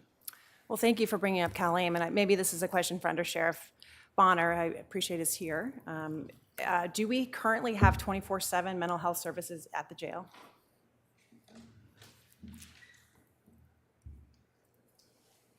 Under Sheriff Craig Bonner, on behalf of Sheriff Brown, Supervisor Capps, through the chair, we do not. We have it during normal business hours, and then on an emergency basis, we can call in Be Well crisis services to come in. Is that a priority to change? What are your... It is one of the items that we are looking at. Obviously, that comes with a cost, but it is absolutely something we're looking at. Thank you. So my second question, I believe for you, is that I understand that the sheriff's office has hired a statistician to track inmates. with So- mental health, correct? And I just want to confirm that that's happening, and if all these partners that have come together today and have working collaboratively on this work have access to that data. So just to be clear, and there's been some misinformation pushed out there regarding the statistician. Sure. We hired a data unit manager that is coordinating efforts, but really what you're talking about is the overall criminal justice data sharing work that was actually headed by Assistant CEO Heitman. Okay. And is a continuing work that is ongoing. But yeah, there's a number of things pushed out there as to, this, statistician was hired specifically for this. What we hired is a data unit manager who is mining our existing data that's out there to try to push it out. Okay, and I know there's a lot underway here, but clearly we've stated, and you all share this need to share data as much as possible, so. Okay, my third question was just on training, and I just want to hear you speak about sort of what the training is for how many incentives we have for mental health response training for sheriff custody staff, especially those hired in the past. 'Cause I Again, and know- we're going to address some of the misinformation that's out there. Our custody staff all receive a 24-hour crisis intervention training. There's been some misinformation that they have only received 8 hours, but that is not correct. It is on the law enforcement side that all deputies have received 8 hours, and then some of them very specifically that partner up with Be Well have received 40-hour, but our custody deputies have all received 24 hours of crisis intervention training. Okay, I'm just curious, is there a state law related to how many hours, and are we in compliance? It is now part of the ongoing initial academy training on both the law enforcement and the custody side. Okay. Well, thanks for clarifying that. And my last question for you, Under Sheriff, is just on the alternative sentences. I just would, if you could speak to wait times, who's getting into the program, who is being denied. I'm interested in the progress So, there. The numbers were depressed during the COVID pandemic. That was largely the result of there were fewer people in the jail to start with. The numbers have came back up to pre-COVID times. Over 700 people have been through the system last year, and we're on track to do the same this year. The acceptance rate is about 97% of the applications received, so very few of them. Obviously, they do a risk assessment on them, and if a person is at risk of significant risk of reoffense or otherwise harming the community, those are the folks that are not going to be released. But again, 97% success on the applications. Thank you for that.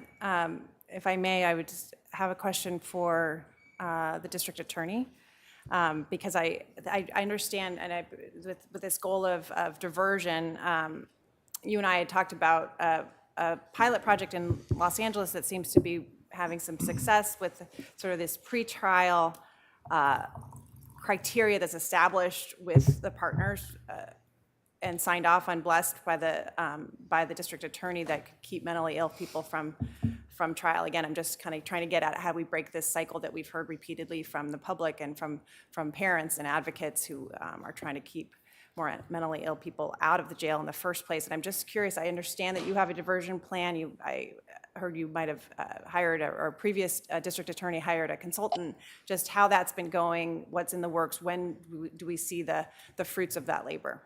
Supervisor Capps, through the chair. We are currently developing a felony diversion program. We have the program outlined. We have the initial report on the needs assessment. Now the hard work begins. Actually, finally developing and implementing, and this is intended to be a pre-filing program. So anybody participating in the program, if they in fact are in jail, would be released, because we would not file charges if they actually participate. We are working, we need to develop a significant number of service providers and actually the logistics of the program, because I believe it is the intent of everybody involved to have a program that is not participant paid. So that is the development, finding community-based organizations to participate, finding providers who can provide based upon Medi-Cal, Medicaid, and the non-treatment specific portions of it, finding volunteers. It is with the program parameters in place, and we're working with the Center for Justice Innovation, who the county has a long history with at this point. Now I will be reaching out to the probation department and the public defender in helping do the final program design. But we are at the point in time determining exactly which services to provide and how we are going to provide them without a cost to the participants. As far as mental health and other diversion, what we're looking for is the there. We're looking for the actual programs. What we are working for collaboratively and working towards are to actually develop the programs. A diversion implies that you will be diverting somebody to programming. So what we are trying to establish, the programming, the facilities, the providers. And I can assure you, everybody in this system feels the need to do this sooner rather than later. But what we are trying to develop is actual effective programming versus just a release. What we found in the population of people that are really suffering from severe mental illness, if there are effective and at least somewhat effective interventions, but if we don't have those treatment interventions, then we are setting those individuals up for subsequent arrest, maybe more serious arrest. So what we are looking for are the actual diversion options, and that's what we're all working to put together. I appreciate that point about the cost and trying to avoid that it's participant based. What are other jurisdictions? What kind of, you mentioned one nonprofit, but how do you piece this all together? I guess I'm just struggling with this sort of chicken or egg, because right now we have too many mentally ill people in jail, but if we want to get everything set up before we start, how do we get at this, and how much, do we have a sense of cost, which is actually my last set of questions is related to the fiscal impacts of this, but what, are you looking at other best practices, other counties? We are looking at YOLO's practice, and there will be a difference. Somebody suffering from a very severe mental illness probably will not be appropriate for the DA's diversion program. Okay. But that would be mental health diversion, which requires Sure. significantly higher level of medical interdiction. What our program, the design of that program is, one, to remove people from the criminal justice system, and ultimately the goal is it is really a driver of reducing recidivism. So what we are doing is looking forward, reducing jail population, reducing victimization, improving the quality of life, not only for the individual participant, their family, but the community as a whole. So the DA's diversion program would be centered, and there will be a mental health and a substance abuse component to it, because that is a driver for a lot of people when they enter into criminality. But it won't be quite as extensive as the people that are suffering that might. Somebody that would otherwise be IST wouldn't be eligible for the DA's program, because the DA's program you have to choose. It's a choice. You are electing to take Right. yourself out of the criminal justice system and go into this program. And could someone do that on your behalf? I mean, could a parent or somebody who's There is a mechanism now under the law on the mental health diversion side to take somebody that would otherwise be IST that in essence is suffering so severely that they can't make choices for themselves and refer them to a program. That requires the participants in the criminal justice system to make that referral, and it requires a program. And what we as a system are trying to do is develop the programming for those individuals. Thank you. And so what I'm getting at, because I have respect for how hard this is, and I have respect for how complicated and different, we have literally different departments trying to come at this, but I just want to hear that your diversion program is fitting into this overall plan, and that there's coordination there, because again, from the outside, if you're a parent your son is schizophrenic and has been arrested 16 times, as we've heard from testimony here in this room,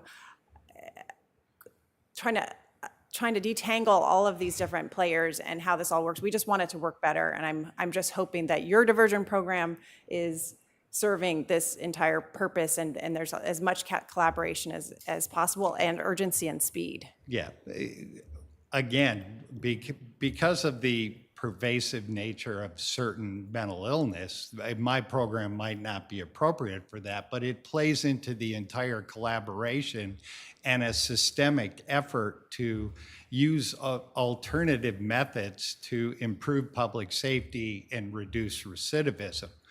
But along with that, as we collaborate farther and we have more defined roadmaps, it gives the attorneys involved, the courts involved, the off-ramps. So this collaboration will provide, okay, what is an appropriate off-ramp for an individual given their needs?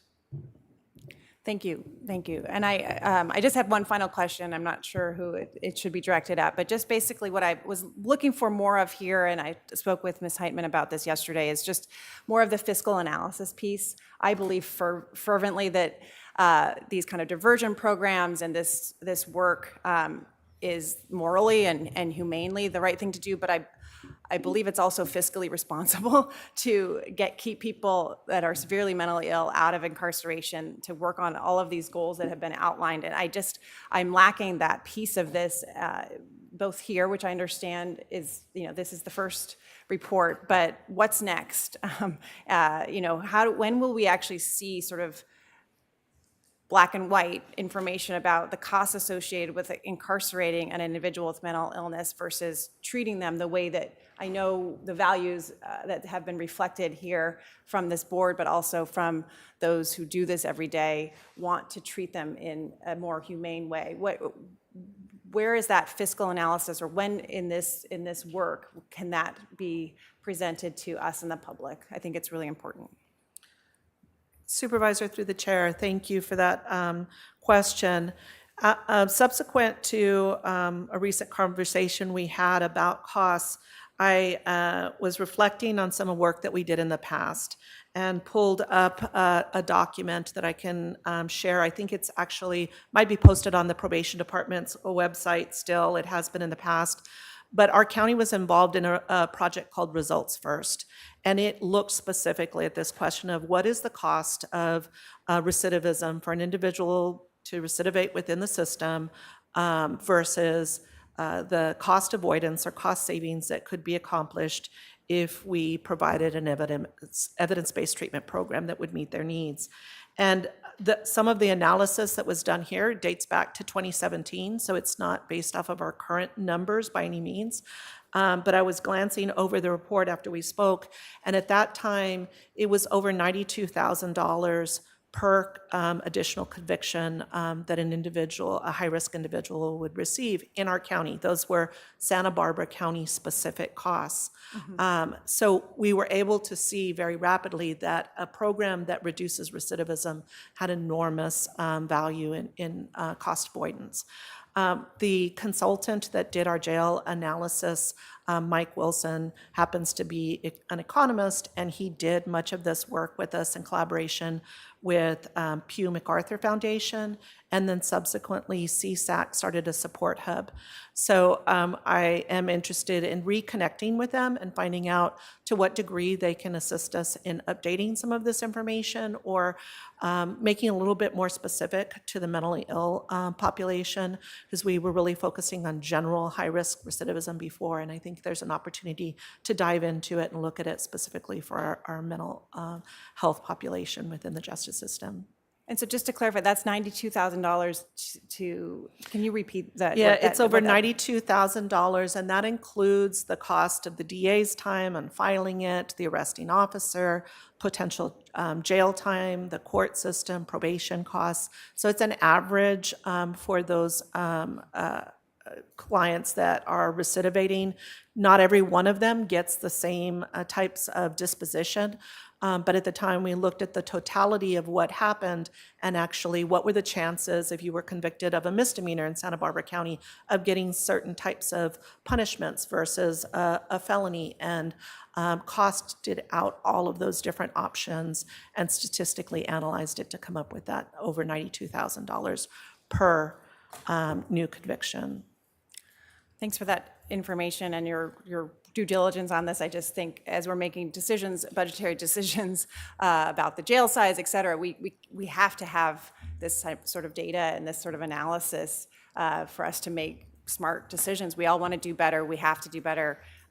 We owe it to those who are suffering.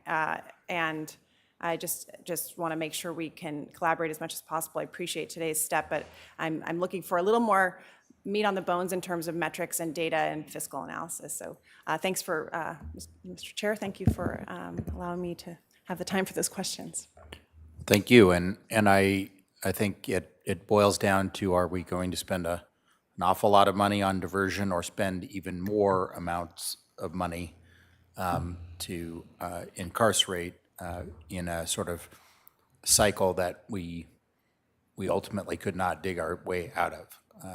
And so I do think there is a lot, not only at stake for the humans involved, but there's a lot at stake for the institution, whether we can operate public safety at a level that's sustainable for the public coffers.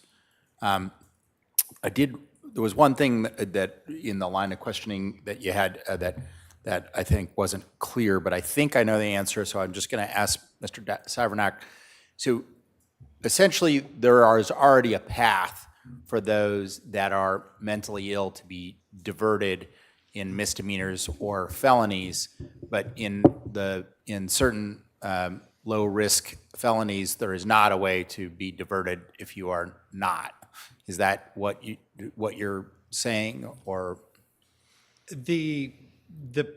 Chair Williams, the path established by the law for mentally ill is different. There isn't, what we're attempting to do with the felony diversion program are taking the individuals who are not necessarily suffering from a serious mental illness, but are engaging in criminal behavior and trying to redivert, trying to redirect, trying to incorporate, utilizing treatment, peer support, and restorative principles to essentially bring an individual back into the community and reduce recidivism. It is a diversion program, and while there are other paths, what we're trying to do is create the program that the law allows.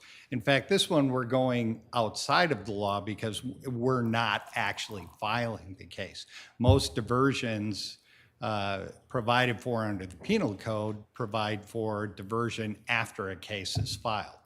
We're going to take individuals and even eliminate that filed case from their record and divert them. Whereas some of the mental health diversion and other diversions, there is a provision in the penal code for them, but it requires a plan.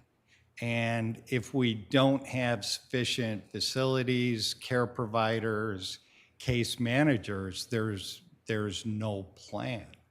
So what the diversion program that my office is proposing and developing is to take people out of the system to redirect their life and give an individual a chance to engage in life without the burden of a felony conviction on their record. The other ones are the ones where somebody is seriously suffering are designed to actually take somebody out of the criminal justice system because their mental illness prohibits them from actually participating in it or understanding the quality of their actions, and is solely really focused on mental health treatment. So these are all generally, my program is kind of beyond the law. It's not necessarily, while there are diversion options in the law, they're all post-filing. This is attempting to intersect an individual even before that happens. And since part of our problem is the backup in our own criminal justice system, your pre-filing diversion would have sort of more benefits in that it might prevent the further slowdown and therefore the large amount of people in jail that are awaiting trial. So I think that's really commendable. I don't want to neglect Mr. Nelson, who has had his hand raised. Mr. Nelson? Yes, thank you, Chair Williams. I guess I've got a question about the Michael Wilson report, and I'm glad that I see in slide number 9 that we're going to be doing an updated jail population analysis and preliminary population reduction strategies. So when we're going through that process, are we going to get a chance to look at some of the assumptions that Mr. Wilson made in his report? I'm really concerned that there may have been some bad data that went into that report initially. I know one of the biggest pieces for me that caused me concern was the idea that there'd be a zero population growth among those in the age demographic likely to commit crime over the next 10 years. And I don't think that we're going to see that move through, especially as we see the housing increasing throughout the county, and especially in the North County. And that's also some of the youngest population in our county or in the Santa Maria Valley. And we're seeing a significant increase in crime in the Santa Maria and Lompoc valleys. And so I think there's some real faulty assumptions there in the Michael Wilson report that I hope get corrected as we do an updated strategy there, especially since we're using some of the numbers from Mr. Wilson to make big policy and infrastructure decisions for our county. The other concerns I had about that audit report was that it was depressed by COVID, and we did not know what kind of bounce back of what kind of type of crime that we would see, after we came out of the COVID era. And I think we're seeing that decrease greater than what was projected in that report. And the last piece was the bookings now that we had a North County branch jail. So for everybody's benefit, the Michael Wilson report was done prior to opening the North Branch jail, and where we had no booking location for any of our North County criminal justice partners for the better part of a decade. And that definitely depressed those that were arrested in our communities, and also partly resulted in the amount of crime that we have here. So Ms. Heitman, I was curious on what kind of updates will be done, and are some of those potential issues that with the Michael Wilson report going to be addressed, and your work with Mr. O'Connell? And a further clarification on that, Ms. Heitman, is it that Mr. Wilson did not build in population, or that he built in population and that our population is aging so that the number of people in the age group where you have most people, generally 70-year-olds, do not commit crimes as often as 20-somethings, that demographic will not rise, which is a well-documented fact that California's population is aging. Is that? Chair Williams, Supervisor Nelson, yes, it has to do with what's sometimes referred to as the at-risk population, that it isn't looking at increases in the very young population because they're not going to end up in your jail for quite some time. and that doesn't look at the aging population. So really looking more intensely at the overall demographics and not just the totality of the number. But in response to Supervisor Nelson's question, yes, Mr. Wilson would dig into that, use any updated information that's available and further analyze that. And he can speak to that further in his report. We can ask him to put a particular focus on that. We also are looking at the potential to have somebody come behind him and validate, his findings. We've seen that done in some other jurisdictions around jail population strategies of making sure that they really are meeting the mark and that they're have the best analysis behind them. So we could look to have someone come behind him and validate his findings as well, if that's something that the board is interested in. I would note that Mr. Wilson did bring up the Northern Branch Jail coming out of COVID, changes in crime rates. Those were all concepts that he identified or factors that he identified in his report that would potentially change his projections. And as I mentioned, those things have happened, and now we do need to look at, well, did they change the projections? Northern Branch Jail is fully operational now. It is accepting bookings. It is positive to note that our population continues to trend lower than it was in our pre-COVID times. So we do see some successes along the way. We also know that our probation population is lower today than it was pre-pandemic, and the population in the jail is correlated with the supervised population. So each thing that improves along the way has some impact on that overall population or other trends. We have, I think the sheriff put out a press release not that long ago identifying some reductions in crime in some areas of the county. So we really have to look at the entire picture. One area might be seeing some problems that we have to take into consideration, but we have to take it within the context of the entire county. And there are some positive things overall that we would be asking him to look at and dig into for his projections. I could continue. Did you have a follow-up on that, Mr. Nelson? Yeah, I had a few statements to go along with this conversation. I know we're focusing here on reducing the jail population, and I think that's really important. I believe in diversion. I think diversion saves us money and saves lives, but we need not to forget that our focus really in public safety is to not be as concerned about jail population, but as in the amount of crime that exists in our community. And we have a significant amount of crime, especially in the Santa Maria and Lompoc valleys. We have violent crime. We have shootings on a regular basis. We're seeing what's going on with the fentanyl crisis. And so I want to make sure that we're not so concerned with jail population that we forget that our number one responsibility of governance is to protect the public, and that we make sure that that is the main focus of this conversation. And hopefully, through this diversion, that we can actually focus on those that are most, the hardest criminals in our community that are doing the most damage. I understand that, even though somebody is mentally ill and commits a crime, there's still victims out there and people that are being victimized by those that are mentally ill, and it can't be a get out of jail free card just because of a diagnosis.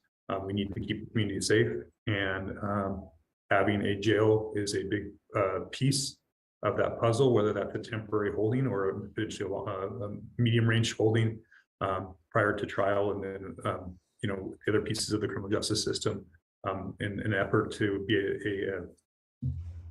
a deterrent to crime. And that's been one of the big concerns, is that we haven't had that capacity.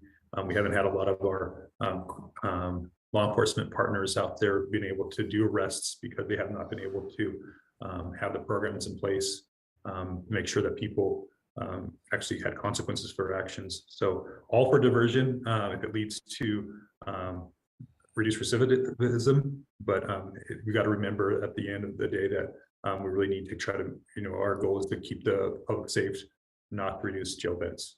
I mean, that should be our top priority. Supervisor Hartman. Well, I just wanted to pull back to the 30,000 foot level and say that I think this is an extraordinary effort. This began, at least in my history, in the wake of the killing of George Floyd, and we looking at what we could do in our county to address some of the issues that raised. And we can't do everything, so we focused on the jail. And we focused on the jail because we believe that people going to jail, while we do the best we can there for rehabilitation, it isn't always the best place to be rehabilitated.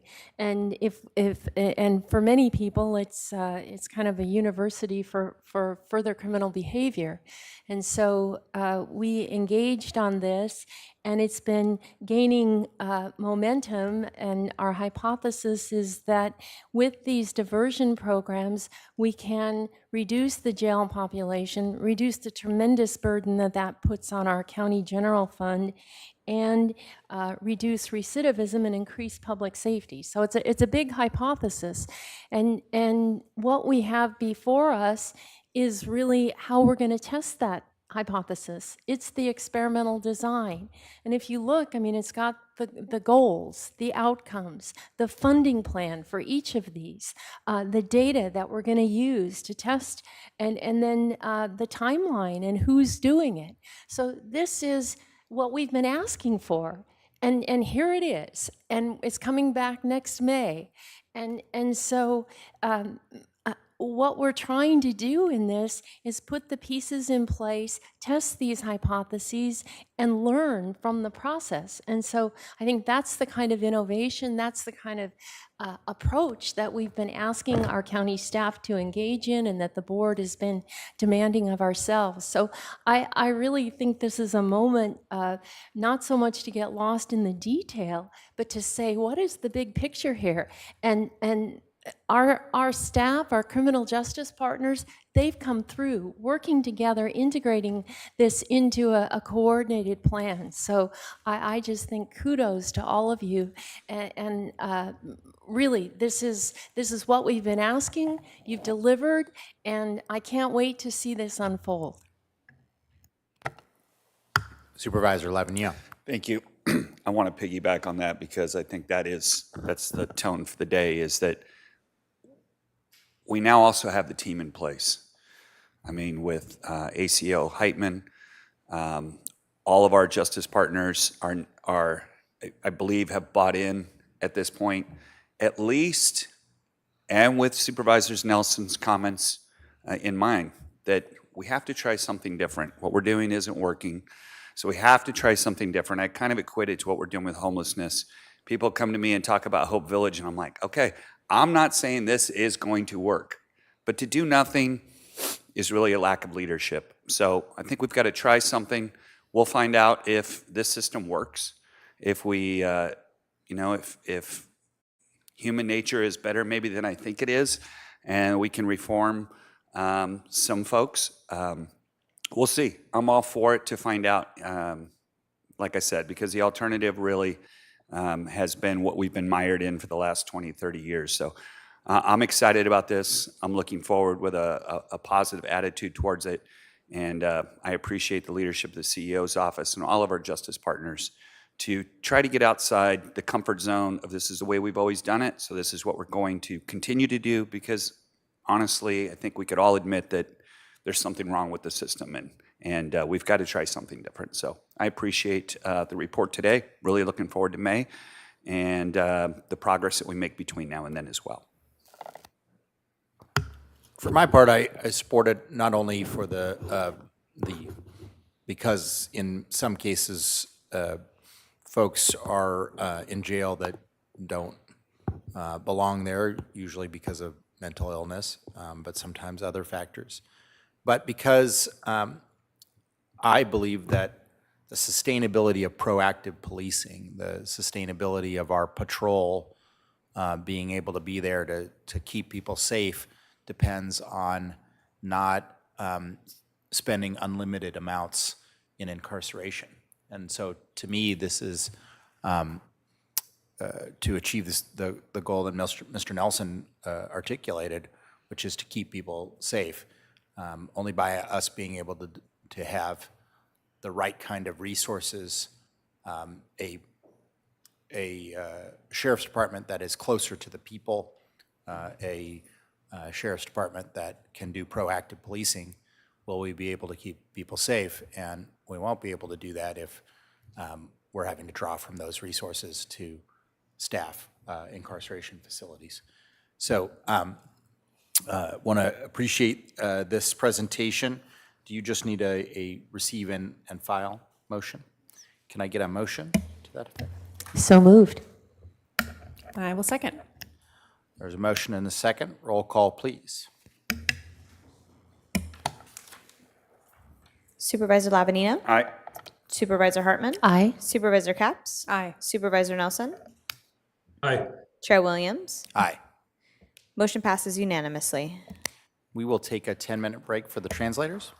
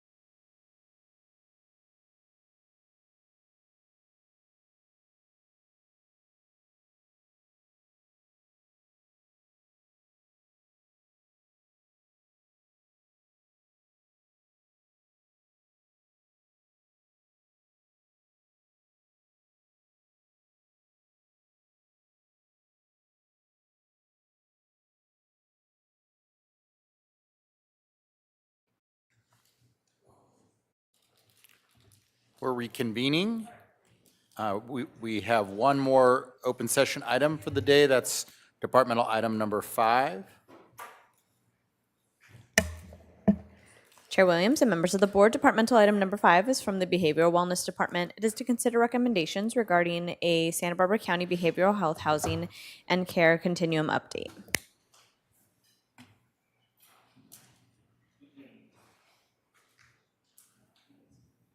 Good morning, Chair Williams, Supervisors, and County staff. The Department of Behavioral Wellness appreciates the opportunity to present to you our capital housing and residential care continuum that exists within our comprehensive behavioral health system of care. The BeWell team is bringing forth an overview today of that branch of our system of care that involves treatment programming with some component of residential care or access. Specifically, today's report. Excuse me, Mr. Chair. Mr. Shapshin? Start over. I didn't know I wasn't on. All right, let's try this again. Hello. All right, it's good morning. Take 2. There we go. All right. Good morning, Chair Williams, supervisors, and county staff. The Department of Behavioral Wellness appreciates the opportunity to present to you on our capital housing and residential care continuum that exists within our comprehensive behavioral system of care, behavioral health system of care. The BeWell team is bringing forth an overview of that branch of our system that involves treatment programming with some component of residential care or access. Specifically, today's report is to give an update on goals for the residential care continuum previously brought to the board in 2016. We will also provide a brief review of the changing landscape of behavioral health treatment need and subsequent opportunities for growth based on a number of policy and legislative priorities and considerations occurring at the state and federal levels. In 2016, BeWell came to the Board of Supervisors to present on the then current capital facilities housing and related programming options that were available within the BeWell system of care. That report came out of a months-long, robust countywide stakeholder engagement in what was called the systems change process. During that process, BeWell and the community collaborated to identify needs and gaps along the acute and long-term residential care treatment continuum. That report highlighted goals for the development of capacity in key need areas. In today's presentation, we will follow up on the progress of those goals, highlighting some notable gains, discussing ongoing gaps, and presenting key factors for consideration, including pending and future opportunities for funding, as we further plan for how to meet the current need and future needs of BeWell's acute placement and residential care continuum. Different from the 2016 report, today we will also present a comparison of bed capacity needs from data published by both the Department of Healthcare Services and the RAND Corporation, and these are based on county population size and expected prevalence rates of moderate to severe behavioral health conditions likely to require inpatient or residential care placement. All right. So, BeWell serves as the mental health plan and drug Medi-Cal organized delivery system for Santa Barbara County and provides specialty mental health services and alcohol and drug treatment services to primarily those in our county who are enrolled in entitlement programs, Medi-Cal, Medicare. The one exception, of course, is within BeWell's crisis response branch, where 24/7 and 365 BeWell has an access line that triages calls for service and provides crisis evaluation and, as necessary, involuntary hold referrals for all county residents. So, an effective, robust system of care provides a full range of programming, from prevention and wellness services through to the highest levels of intensive treatment need, and which often involve inpatient treatment, placement, or some housing component. When making decisions for care, the goal is for clients to receive the treatment they need in the least restrictive environment possible, allowing them to remain active members of their communities and have ready access to build social supports and thriving lives. The graphic here represents essential components of an effective behavioral health treatment system of care. Although presented in a linear format from prevention through to intensive treatment services, it's important to note that stability, recovery, and maintenance of behavioral health is not linear. It's not a linear process. And given the severity and chronicity of the disorders that Be Well clients often are diagnosed with, they cycle through any number of these access care points along this continuum throughout their lives. So we'll see here, starting on the left, prevention and wellness services. Within our system of care, those are programs funded primarily through MHSA, and also on the drug Medi-Cal side. Outpatient services represents those traditional core services where someone comes into a clinic once a week, once every 2 weeks, once a month to receive their care, and tend to be more within that moderate range that we serve in specialty mental health. The next level of care is peer and recovery services. It's a new specialty within the continuum of care here in the state of California, and Be Well is proud to announce that we have a number of peer staff who have become statewide certified peers and are really bringing this new robust service to our system. Next, we have the community supports and services, as well as intensive outpatient treatment programs. These are many of the programs that are funded under our Mental Health Services Act and include programs that are primarily based out in the community, meeting the needs of people where they are at, and includes our full range of the full service partnership system in our continuum. The next, okay, I'm gonna have to refer to my slides because that green color doesn't show up very well, does it? On the slide, so hang on a minute. So the next one is our SUD treatment continuum, as well as crisis services and then intensive services. These last three flags here are the ones where the facilities are, that have the facilities attached and the residential programs that we will be discussing today. A robust and effective continuum of care creates its system for maximum capacity and flow. And when we talk about that, we're specifically identifying that we need to have enough capacity, including infrastructure as well as staffing, at all level needs within our continuum. And so that when we have, that way we have ready access to not only entering into our system at the right level of care at the right time for a person, but also having step-down options and readily accessible to reduce on both sides waiting times and folks from languishing in higher levels of care as they move to step down.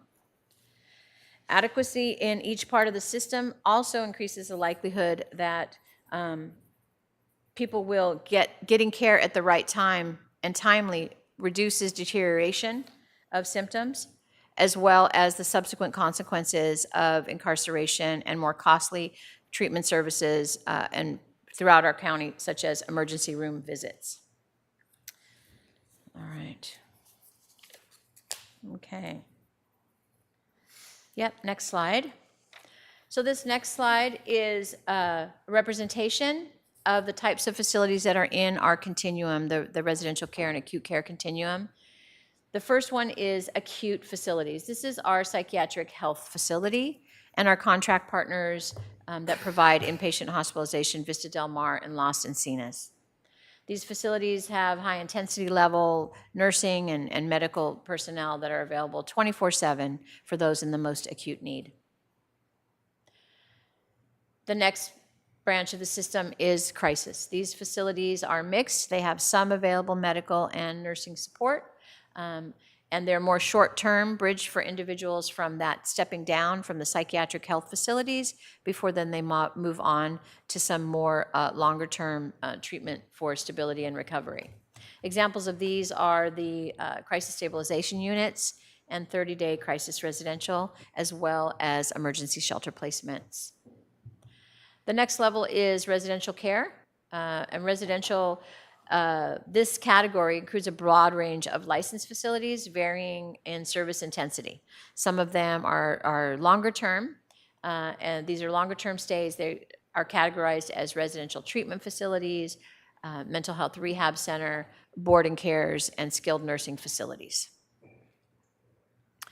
And then finally, the lowest level of housing and placement support in our system is independent living under permanent supportive housing options. So these are lower service intensity. Folks may, once they've become stable and are in housing, may only engage in services as needed. There is on-site support provided in these sites that we have throughout our county in order to make sure that folks are receiving services that keep them maintained in their recovery and have ready access to mental health professionals and care should they feel like they need to enter back into another part of the system again. All right. So this next slide is a budget slide, and it's based on our budget that was brought forth just last month for approval to this board. And it lists down at the bottom, of course, is the range of facilities that we'll be talking about today that are within our residential continuum here in Santa Barbara County. The left vertical axis is the total amount of dollars spent each year, including total amount of dollars each year on these programs. The right vertical axis is cost per day average for each of these types of facilities. And then the bars, as you can see, some of them have two colors. The lighter blue or blue kind of periwinkle there is the local match that we provide using realignment and general fund contributions. And the purple is located in only some of those bars because those are the programs for which we receive Medi-Cal federal financial participation match. And along the bottom there, you will see how much revenue, the cost to us from our local funds, and then if they receive Medi-Cal, what that contribution is to Medi-Cal. And then across the bottom in the final row gives the exact number, the exact amount of the daily rate, the average rate of each bed in those facilities. All right. So I'm now going to turn it over to Laura Zeitz. She is our branch chief of housing and long-term care, as well as oversees the PUF. Hi, nice to see you all today. What we're going to do in the next set of slides is kind of give you a look back where we started when we did the stakeholder process in 2016. We're going to show you the progress that we have to date, and then we're going to do the data comparison where there's direct comparisons for us to the reports that Director Navarro mentioned. So this first slide shows our the acute continuum. Our locked inpatient, obviously that's our psychiatric health facility, that's remained at 16.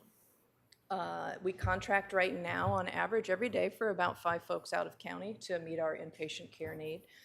We have included Cottage Hospital here because in some of the comparative data that you'll see later, they did a look at all of the resources that are available for our population. And although those beds aren't available to our Medi-Cal population, we've included them here for reference so that you have them as we move forward.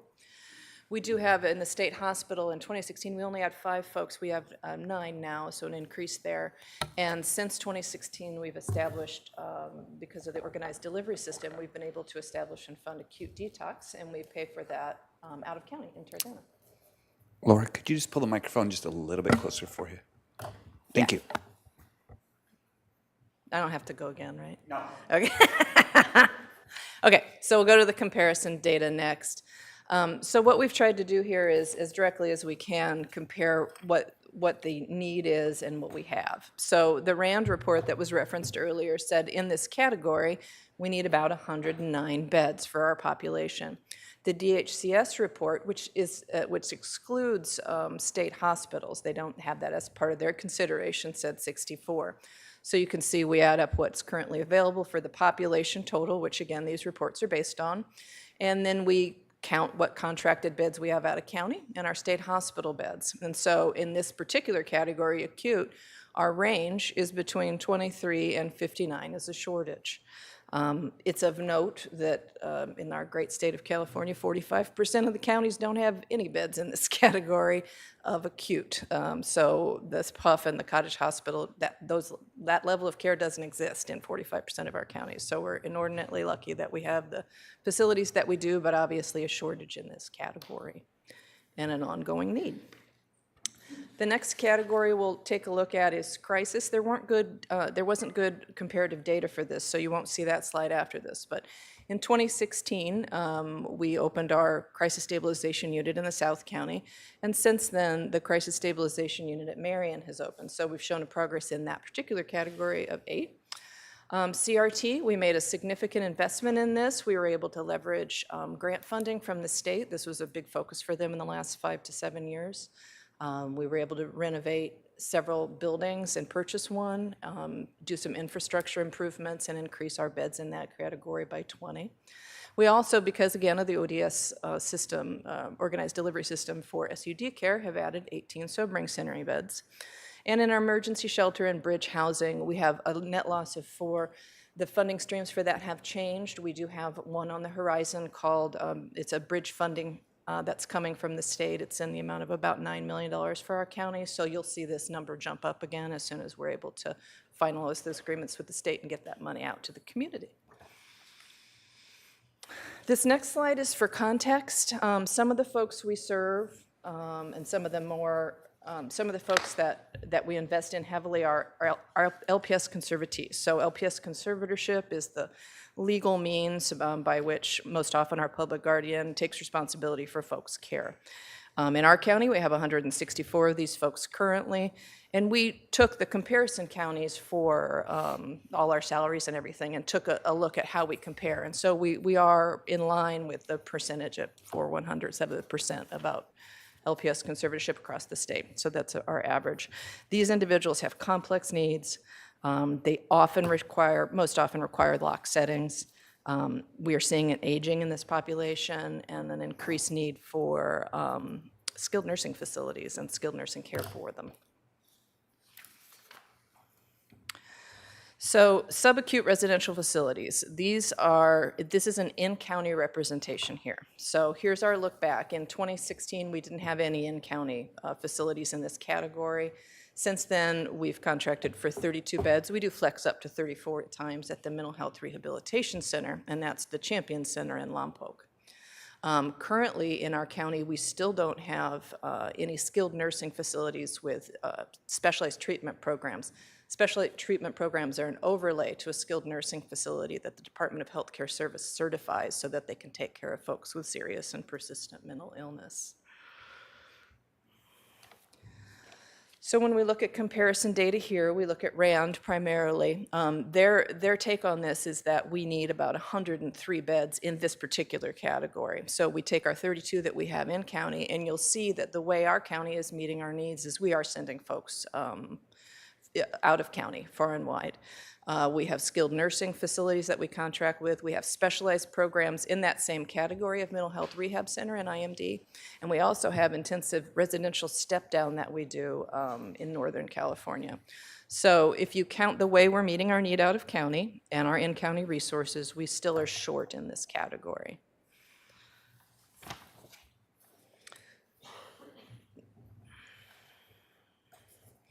The next section that we wanted to review for you is the residential treatment facilities. These are the ones that you're more familiar with, like local houses that your board has funded before and increased our numbers of. So these are homes in the county, 24/7 staff. They're licensed by DSS, by Community Care Licensing. So in 2016, we had 32 of these. Because of investments of your board and other opportunities that were available, we've increased that number and have 65 currently. So we've made some significant progress there. We do have another 12 in development, and again, leveraging state funding and grants to invest in our own infrastructure in the county-owned building. And since the organized delivery system, we've actually have some drug and treatment services that are in the county, and that's 62 beds. So comparison data for us here again, we look at the RAND report. They say we need about 94 in this category. When you take all the beds we have and the ones that are in development, we show that we're over actually the recommendation. In our county, however, as I'm sure y'all will aware, we don't have the kinds of resources that are available in other counties with a lower cost of living.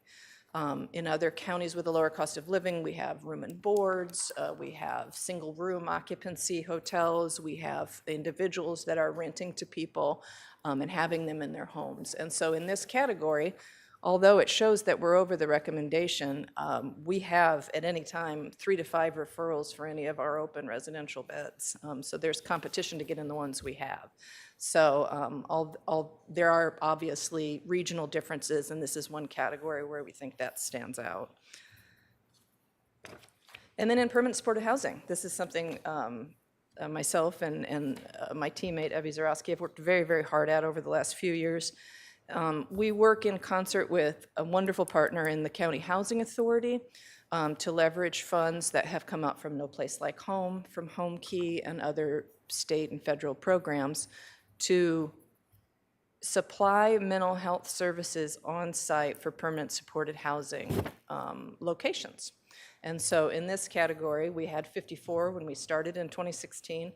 And so we've made 66 new beds, which is incredibly exciting. And we have 61 that are coming online. Some of those are almost ready to break ground. Some of them are a few years away. We think we'll see those 61 beds, though, in the next 24 to 36 months. Not a specific referral range for this, but this is something that we've leveraged heavily in our department and worked very hard. I have to say thank you to Evie Zarowski, the CEO's office, and Lily Cizik for helping me get all this data together and make this look as nice as it does. So the next slide here, you want to just show everyone. Tony, can you use the microphone, please? We have a supervisor who's I'm not sorry. here. Thank you. Here we go. All right. So the next slide here, we're going to do a nice little fade in that will identify where the services are that we just reviewed. So you'll see the key up to the right there that has the red and acute. We have one acute facility in our county down here in South County, which is our 16-bed psychiatric health facility. The crisis is denoted by orange, residential treatment facilities by green, and the permanent supportive housing projects in blue. If we did an overlay of the most populated areas in our county, this would fit really nicely over that. The Be Well Department, along with partners in the community, has done a really good job of providing the services where people are located. And so the next slide actually is going to give us a list of all of the programs that provide residential, acute, or crisis care and permanent supportive housing within our county. Wanted to note, if we go back, I wanted to note that in South County, that's a representation of 177 beds and or units of permanent supportive housing. All of that combined is about 177 residences. In West County, that indicates 75 beds and or units. And in North County, we forgot to put the Marion CSU at the very top in orange as well. That's 2 beds, but that represents a number of 162 beds. So again, I think that the county to date, with what we have and the need that we have to date, has done a really good job of balancing in the populated areas and where the need is actually exists in our county. Okay, but as discussed a little earlier, there are, and as the board discussed in the previous presentation today, there are a lot of things happening at both the state and the federal level that are bringing forth much legislation, policy, and funding opportunities for the state of California and county behavioral health as the state and the legislature seek to, 1, reduce the inappropriate incarceration of people with severe and persistent mental illness and really seek to get them in the right levels of care quickly, as well as addressing the increasing crisis of the unhoused population. We know that while many people do not come to be unhoused in California as a result of their mental illness or addiction, it is a very short step from living in an outside, feeling unsafe, having to worry about how you're going to eat, take care of your bodily needs, and or stay away from being victimized, that issues with addiction and or mental health symptoms develop rather quickly. And we know that statewide, nearly 2/3 of persons who are living unhoused are experiencing some level of distress in behavioral health. So as a result, we have a lot of opportunities coming our way. The first one, of course, and many of these intersect. So while these are presented in this order, in this linear, and I will talk about them one at a time, we will also talk about how they intersect. So the Mental Health Services Act modernization, that is the currently proposed Senate Bill 326. that the governor's office and legislators are looking to bring to our ballot next March. It will really intentionally focus mental health service dollars on housing supports. So it's going to reallocate and really emphasize the need for Mental Health Services Act, to be called the Behavioral Health Services Act, to focus its dollars on providing rental subsidies, housing options, and payment for board and cares with about 1/3 of its money. More immediately, we have the State Behavioral Health Bridge Housing Grant coming our way very soon. This is actually not a grant, it's an allocation that's been given to every county based on a point-in-time count determination. And Santa Barbara is poised to receive $9.9 million, as Laura alluded to earlier. We have identified early on a number of opportunities based on the needs that remain from the 2016 report. And Laura and Evie Zarowski have already begun community outreach and a survey to begin engaging with communities, stakeholders and partners to plan for the $9.9 million to ensure that we fill the gaps and create growth where needed as best as possible with this funding. That funding is for transitional housing, and it's a 5-year allocation, and this is for transitional housing that persons can only live in up to 2 years. So it's a part of the housing continuum, not the full continuum. Next, of course, we have CalAIM, and there's lots of new benefit offerings happening there, as some related to working more with justice-involved populations and helping them to divert and stay in community.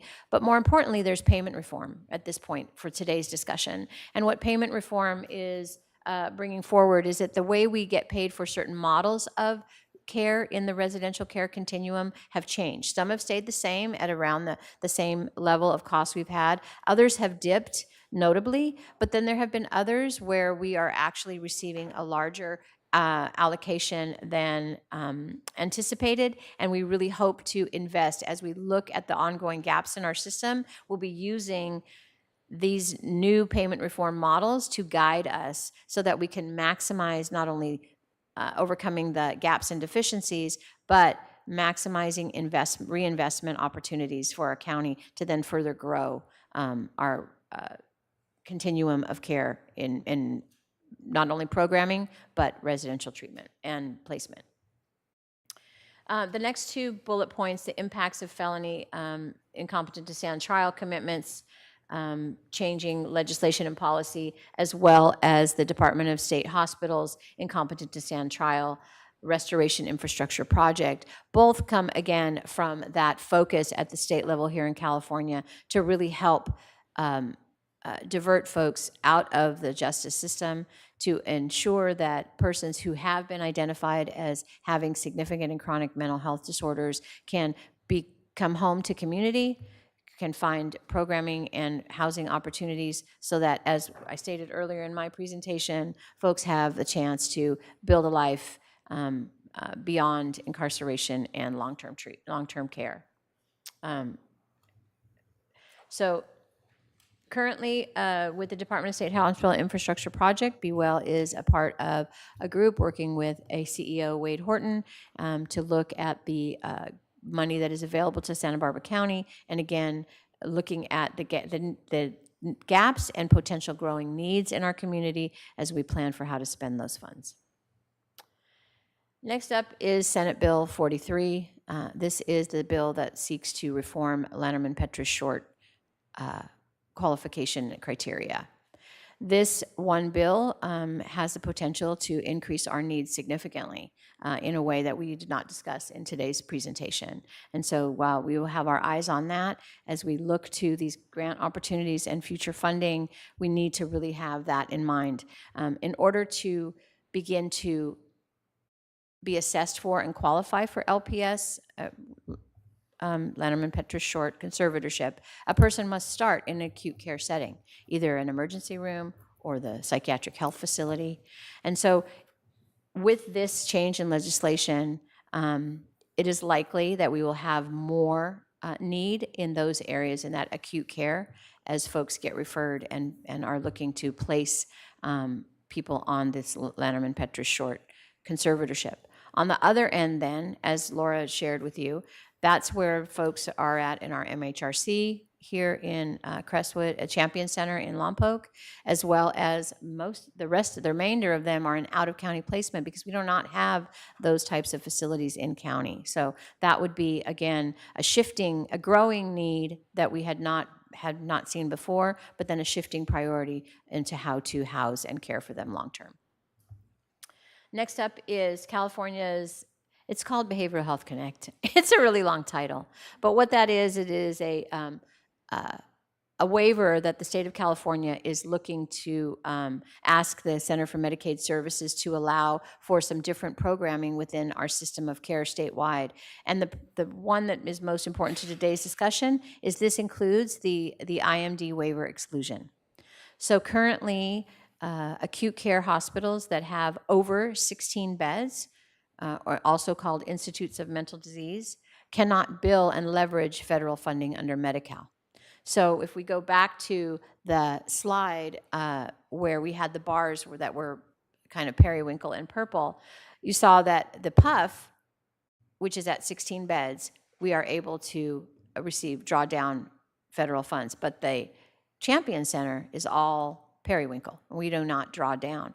With the granting of a waiver for IMD exclusion here in California, we would, one, be able to expand the number of beds that we can serve at our PUF. Currently, that's very limited because the building is older and has limited space, but we could increase that by at least 4 immediately. But then Crestwood could also begin to leverage the federal dollar match, and that would bring in significant dollars for us to continue to reinvest in the residential continuum of care and related programming for the most severe populations in our county. And then finally, there's Care Court, and ACO Heitman talked about Care Court a little earlier. The plan and hope for Care Court has always been that Care Court and the BHBH, that Behavioral Health Bridge House funding, go together. That Bridge House funding really be prioritized for use with the populations that will come through in the Care Court implementation. Again, that starts for us in January of 2025.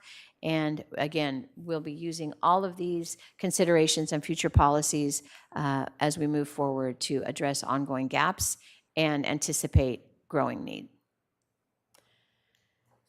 So that's the end of our presentation today. And we ask that the board receive and file this presentation. And we have determined that the above actions are exempt from California Environmental Quality Act pursuant to section of the CEQA guidelines. So thank you for your time today.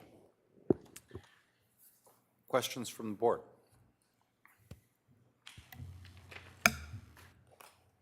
Supervisor Capps. Thank you, Director Navarro and Sites. Thank you for the really helpful numbers. I think this came up during our budget hearings that we were looking for numbers and you more than provided them. And I appreciate how you introduce the topic with the range of care, because I know it's second nature to you, but to see it spelled out of what that actually means, it was helpful for me to understand. And I just have to note that there were very few acronyms in this presentation, which helps us comprehend what's actually happening. So I appreciate that. So I just, to kind of step back, big picture. Obviously, there's way more happening than sometimes people realize when they ask for more beds. There's so many different players, so many different pieces of this. Looking at this and the RAND report and the areas that we need to improve, what sort of concerns you the most? What keeps you up at night? Where's the biggest priority? If just money came out of nowhere and you could do what you could, what's the highest impact investment that we could have in this area? Well, there might be two different answers there, because I think the most immediate need, and Branch Chief Zeitz and I have talked about this, is we agree that we need to add to the acute care continuum here in Santa Barbara County. That the 16-bed PUF that currently stands is not enough for the need that we have. And if we were to be given the additional funds out of nowhere to build something, that would be a priority for us to make sure that we increase that. Again, especially looking at the considerations that are coming our way in that last slide that I showed with Senate Bill 43, possible MHSA modernization and care court. And what we have seen in our county is that we've seen that need growing. What's really important also, and I think for high impact, is looking at the payment models that we talked about, and it's a conversation. Today, I have here our CFO, Chris Ribeiro, is here to answer any questions, as well as our branch chief of alcohol and drug programs. But we talk about what would be the highest impact based on the need that we have, and I think we are concerned at the subacute level, again, for future considerations of what may be coming and expanding in our system. Primarily, some of the discussions around including substance use disorder persons in the funding that we currently have will increase the need for us to expand in this area. So that would be an area of concern. And again, as Laura talked about, when we look at the lack of skilled nursing facilities in our county and those specialized treatment programs for folks who are at that subacute residential level, that keeps us up at night and keeps Laura on the phone with lots of people outside of our county trying to get more beds and trying to get people to come in county to get more beds for us. I know that Branch Chief Wilkins has also expressed her desire and her ability to fund more recovery residences for persons with primary substance use disorder in our county. And unfortunately, the providers who have signed up to do that cannot find houses that are affordable enough for them to buy, as well as then operate something ongoing. So again, it was, as Laura spoke to in her presentation, counties with a lower cost of living have a broader range of these mid-level moderate programs that are really important to keep people out of higher levels of care ongoing in their lives. Thanks for that answer. And Ms. Seitz, did I hear correctly in the introduction that you oversee the PUF? Did I understand that? So in our, well, I worked at the PUF, this is my first job. Okay. I was night nurse at the PUF. So yeah, so it's in the division that I oversee. Thank you. Well, I just, not too long ago, toured it with Councilmember Mike Jordan and my team. And I just want to, I was so impressed with the compassion and the dedication of the staff, so I just wanted to extend that gratitude. But as far as I understood, you, Director Navarro, you just mentioned the need to expand the PUF, but isn't there a funding component with Medicare, with Medi-Cal reimbursement, that if we go over 16, that changes it dramatically? And when we were discussing the IMD waiver. Yes. So if we go over 16, then we would not be able to draw down those match dollars and bill Medi-Cal. But if we were to receive the IMD waiver, we could expand our capacity there, looking at the current facility by 3 or 4 beds at least. But if we got the waiver, then that would mean we could still leverage the payment sources. So. Yeah. Right. So one of the other opportunities we've discussed is there another location to do another psychiatric health facility? Should the IMD waiver not go through, is there a place to expand? And so we are always looking at those options to find facilities where we may create another PUF in our county to expand the acute care continuum. But I'm sorry, just to be clear, that's contingent on this waiver, or we could have another facility that would still We could have another, without the waiver, we Oh, could I have see. another facility that Okay. was less than that was 16 beds or under for acute care. Okay. And so pending funding and the availability to operate that ongoing, that is definitely a priority for us to increase acute beds in our county. We hope that there will be a waiver that will help us to do that more quickly, but if not, we will continue to explore options for sites to create another PUF opportunity for this county. Supervisor Hartman. Well, thank you for this presentation. It really integrates a lot of things that were flying around unconnected in my mind. I had a question about the Champion Center and Medi-Cal reimbursement. That went by kind of quickly. Could you explain that once again? So the Champion Center is what is called a mental health rehabilitation center and falls under the category of Institutes for Mental Disease. It has more than 16 beds, so it is not eligible for Medi-Cal financial participation match for those services. So we pay complete costs for our clients that are placed there. So we need that waiver, and then that would allow us so that's a really big deal. I mean, I'd appreciated the 4 beds at the Puff, but it's really the Champion Center that would make the most economic difference. It would make an economic difference and allow for significant reinvestment into our system, where then we might be able to also create another acute care site to add to acute care beds. As we know, the Cayo Real Master Plan is coming, and we're all very excited about it, but that's still a handful of years away maybe to finalize. And should the IMD waiver be granted, we will definitely, as we've discussed, be looking to design a PUF that is much larger than the one that we have now to take advantage of that waiver. So I'm trying to pull out what are the big takeaways from this tremendous, it's really been a helpful presentation, but that's one of my big ones. The other is, as you just talked about, the mid-level residential and how we do that in a county that's this. Any more ideas? Besides, it sounds like you're dealing with this all the time. So you mean for the, so 2 things. One, in the subacute category, there are some providers across the state that are doing some really creative things to help people get out of locked facilities, and that currently doesn't exist in our county. So bringing something like that here would be enormous, as well as having. Could you describe the creative things?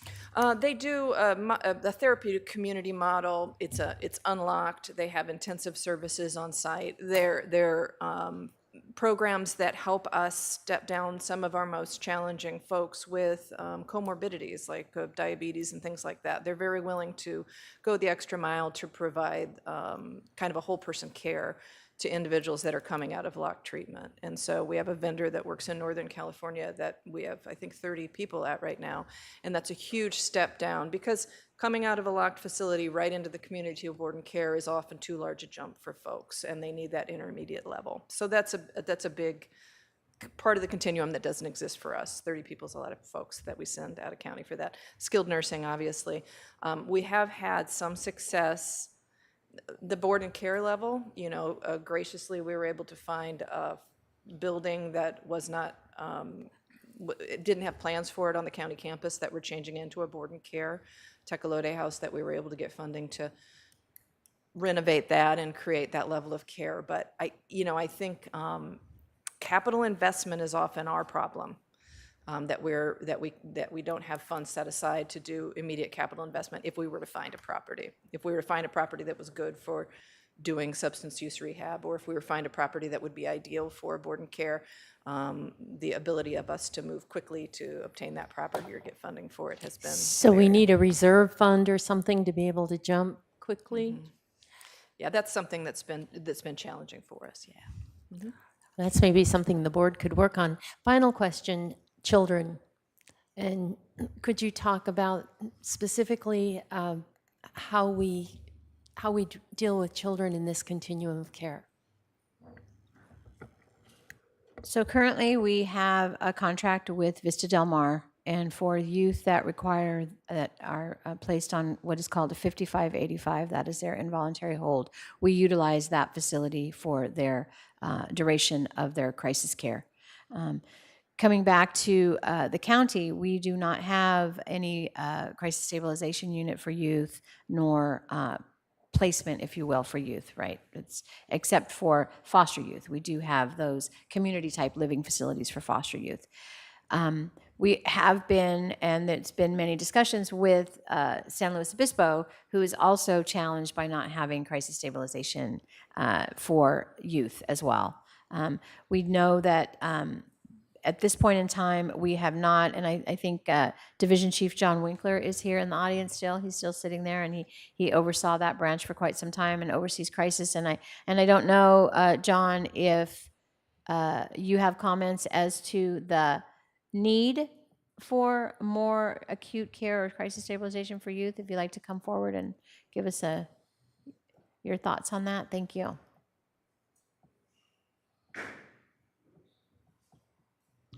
Good afternoon. So as Director Navarro mentioned, we do not have any inpatient psychiatric beds for youth in county. So We do use Vista Del Mar, but we also use many other out-of-county placement options. So I don't have an exact number of what the need would be, but we definitely would benefit from inpatient beds in county for youth. We also do not have crisis stabilization or crisis residential for youth in county. There's not a large need for that, so that's why we're hoping to partner with another neighbor county, Ventura or San Luis Obispo, so that we could share beds with them. San Luis Obispo was looking at that. I don't know if they're moving forward with it, but that's something that we've been in talks with them about.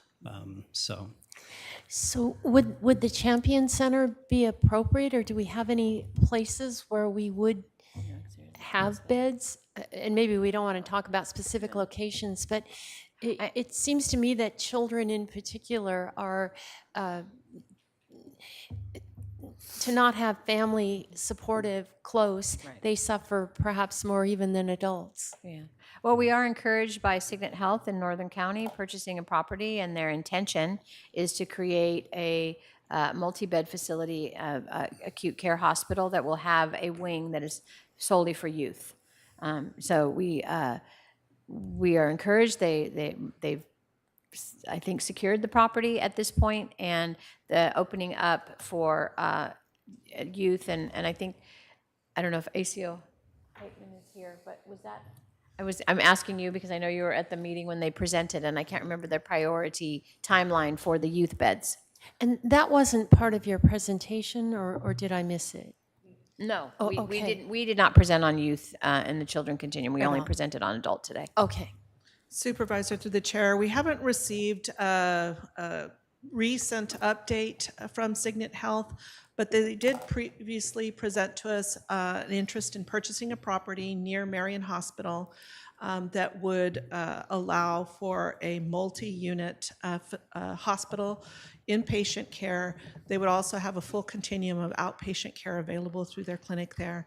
And it did include not only a unit specifically for youth, adolescents, it also had a geriatric unit planned. And their intent was to have Medi-Cal billing as well as private insurance. So it would fill an enormous need within our county and could impact what our future for the PUF needs might be if that facility does come to fruition and is designed as they have indicated. Thank you. So I didn't realize today's presentation was only adults. Could we get a youth presentation at some point? Would that be of any, I mean, is there enough? Is it of any value? For me, it's really critical because that's where I hear a lot of constituents coming in saying, I'm at my wit's end. Certainly, we can certainly bring that forward, yes. And I do think it's critical because we really are hearing so much about the youth mental health crisis and what are the options. So we could really come back and present on our youth continuum of care. Thank you. Mr. Lavanya. Thank you, Mr. Chair. Well, it's not just, first off, this is the kind of presentation I love. I liked the, basically a basic tutorial, because we do get caught up into just talking about beds. This gave us a really detailed breakdown, where they are, where they're located, who's doing what. We have 38 different distinct locations, in the continuum. So so one of the questions I had, while we were talking about the PUF, I wanted to give you a chance to, the last time we heard about the PUF, I think was 2011 when we really got beat up, and nobody talks about the good things. So let's talk about a good thing. So we recently had an audit, because it's not just important that we have these facilities, it's how we're managing them. So can you talk about the recent state audit? Thank you so much, Supervisor Lavanina, for giving us the opportunity to share this publicly. As you know, the DHCS, or maybe you don't know, but they show up. They just show up. They're a surprise audit, and they come just about every 18 months, 24 months, and they just show up. And so just last month, they came knocking on our door about 8 a.m., and there they were, and they said, we're just here for the day. They usually stay 2 days, and we're here for the day, and so we have a lot of work to do, so all hands on deck. So we said, okay. They spent the day with us, and in the afternoon, it was such a pleasure to talk to them. First of all, the PUF staff and the Be Well staff in general, facilities, medical records, quality care management, everybody was so responsive and worked really, really well together. They actually sat in, the reviewers, they call themselves reviewers, not auditors. They sat in on a team meeting, they read charts, they, of course, toured the facility and asked a lot of questions, and also looked at training records and things of our staff. The comments at the end were that they had a couple of limited questions around some of the things we talk about the PUF governing board, some medication communications. They were mild concerns that they had, but really spoke to the fact that we have a lot of traveling nurses still working there. And so when you have high turnover, you got to make sure you have strong communication when new people are hired. So we're working on that. But overall, the next reviewer wanted to talk about the general operation and staffing and care of clients, and started his conversation by saying, I have no concerns and I have no performance issues with this PUF. And then he got really wide-eyed and looked, and his partner looked at him and he said, I've never said that in my entire career with DHCS in reviewing PUFs. He said, this is an amazing group of a team. Through your team meeting and your charts, it is clear the level of compassion and care these folks have for the people they serve, and that they are on the same page with taking care of the clients. They were also very impressed with the facilities and how responsive folks were to one another when they needed something. And so it was a great day, and much kudos to Branch Chief Zeitz, but also Jen Hadrobo, who's the clinical manager, and her clinical supervisors there. Great. Well, thank you for that report. I think the way the PUF is run and the turnaround that it's had is really an example for all of us in every government program that we're working on of how to identify problems, identify corrective action, measure against those corrective actions on a monthly basis, and just continue to get better and better and better. So I originally sat on the PUF governing board when it was created in 2011, due to the fact that that audit we had, they were like, well, where's the PUF governing board? And we were like, we don't even know who's on it. Oh, you guys are supposed to be on it. Oh, okay. So we were struggling at the beginning. I was off of it for a few years, just came back, and the turnaround, I just couldn't believe it. I mean, the minute detail of what is required and how it's tracked and the corrective actions that are taken on just the simplest, minutest detail is what's necessary for the state, but it's also it's the manner in which we treat people that are there is really important to me. So that brought up another question I have is who's looking at and who's auditing and who's examining all the lower level places that we have of care? We have so many of them, and it seems like that would be a really daunting task. Who's in charge of that, and how does that happen? Our quality care management team under Branch Chief Jamie Husting. So they are providing regular monitoring of the census, how folks are doing. They meet with folks quarterly, or maybe it's a couple of times a year, and as needed to review protocols, training, and I also think that on our fiscal side, Chris, do you monitor? So CFO Ribeiro is here. So do you want to? Huh? Just once a year. Yeah. So fiscal does a once a year monitoring, but on the quality care side, it is that team. We have a very robust team. Many of them clinically trained, and so they know exactly what they're looking for when they go in and meet with staff to provide corrective action and training. Excellent. Yeah. Last question I have is, and for some people, it doesn't matter because all they care about is their person that they're with and how they're being treated and what kind of services we provide. But it's interesting for me to figure out, where do we stack up and how do we know how we stack up with levels of service with kind of our peer counties.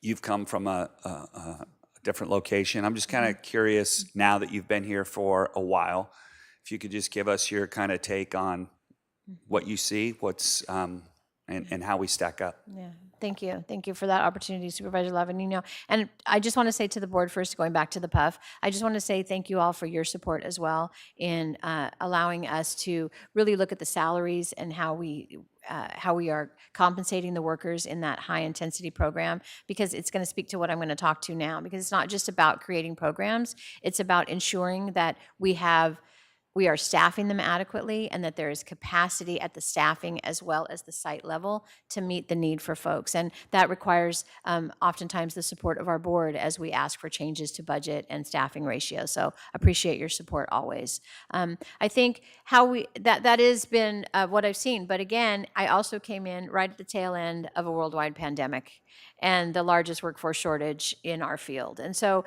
hard to ascertain, chicken and egg, but I think the thing that is really clear, and I emphasized it in my presentation, it's about capacity and flow. It's about making sure that we have not only the right services, but the adequate staff within those programs to see people timely so that we can move people through in a flow, that we don't burn out people, that we have strong communication across all branches. So I think that relative to how some other counties have been able to do it, maybe counties also that have a lower cost of living, we may be a little behind their curve. But I think for other counties that are at the same level we are, I think we're doing really well. And the most important thing that I see being here is the staff that work for Be Well, not just in the PUF, but across the board, are very committed, very dedicated, and have high levels of compassion. So we're starting off right. We have the right basic foundation, and it's just adding the other pieces that we're working on. Supervisors. Yes, CEO. Just Ms. Chair Sutton. Williams, two things, and I know we have public comments, so and our public commenters have been patiently waiting, so I appreciate that. But a couple of things also that I want to add is Supervisor Lavanino mentioned it, and we went through the report, but you should be proud of the progress we've made. There's a lot still to do, but when we have those conversations, Supervisor Lavanino and Supervisor Nelson, when he was a chief of staff, a lot of the things you see on their list they went through, we didn't have. The crisis residential treatment, by the time we're done with those in progress, we will have 4 times the amount that we had in 2016. We didn't have the mental health rehab center, Lompoc. We didn't have as many programs. Marion has opened more CSU beds. And what I also wanted to say is that if you look at the whole continuum of care, what Tony and Laura presented is a lot of the things that we are doing. In other communities, you also have to rely, and we do rely on our partners, but the private or nonprofit hospitals. So one of the things that we had discussed earlier is in other communities, others are doing the acute beds, not just the county government, because we are limited to the 16 IMD issue that we can't change. And so if you look at some of our neighboring counties with either, if they have a public hospital or nonprofit hospital, sometimes they're the ones providing more of the inpatient beds. So they have to get Medi-Cal certified as well, and that's difficult sometimes for them to be Medi-Cal certified they may be Medi-Cal certified in physical health, but not mental health, and so that is another obstacle, and we've been working with our partners. So it is a lot that we've done. There's a lot more to do, but I just want to set that context. One, we have done a lot, and two, then other communities, they do rely on some of the other nonprofit or private hospitals. Thank you, Mona. Let's go to public comment. Actually, can I make a comment? Oh, sure, Mr. Nelson. Thank you. I just wanted to piggyback on some of the comments that were made by Supervisor Lavanino about the governing board. I served on that for the previous 2 years before Supervisor Lavanino got on this stint, and I really think a lot of the things also goes to Terry Mosnisich, who has really got that back on track. And so I know she's now retired, but I think you can have this conversation and without mentioning Terry and her work there. I did have a couple questions for behavioral wellness staff. One was the IMD waiver. Maybe I didn't pick up on it, but do we have a timeline on when that we might receive that, or when a decision will be made? And then one of my other concerns that piggybacks on that is, if we get that waiver, is it for a set period of time? Is there a chance that that might expire in the future? So as we build out future facilities, under the reliance of a waiver, is that something that we might lose in the future? If there's a new administration or new thought process where we're not able to pull down that Medi-Cal billing. Thank you for your question, Supervisor Nelson. The IMD waiver, the BH Connect, is still in its final drafting points, and it was originally set to go last winter or January, I think, and it's been postponed a little bit. But I think the hope is that it will be going before in the fall, and then that usually is a couple of months turnaround for CMS to review and come back to us with their decision. In terms of waivers, yes, waivers are temporary, and they are usually for 3 to 5 years. I think BH Connect, and I'm sorry, I need to go back because I have not looked at it in quite some time, and I am not recalling if there was a request for a length of time on this waiver. I do know that we have folks here in the public arena that probably have an answer to that, but I don't, but I can get back to you on that. Thank you. Yeah, something I'm definitely concerned about is making sure that that if we do get that waiver, that we build that infrastructure in anticipation of going above 16 beds, that that we if we lose it in the future, what does that mean for future expenditures? So that's a concern of mine. The other one was the crisis stabilization units. So slide 8, the county operated units that are in the South Coast. I see that we list that as still having 8, but my understanding is that we haven't been operational on those crisis stabilization units. Is that correct? I'm sorry, can you repeat that? I didn't hear the last part of your sentence. I'm sorry. My concern was about the crisis stabilization units that we're operating in the county, and whether we are actually operating those. I see those on slide 8, but I'm not sure if those are real beds or not. All right, so we will be reopening our CSU, and as you know, we're in final discussions as to the options for how to open that to be most maximally efficient for not only the need in our county, but fiscally responsible as well. And so we'll be coming back to the board in August, more on that. And the crisis stabilization unit at Marion is operating. And what we learned recently, and we are in the midst of amending their contract to improve access and utilization.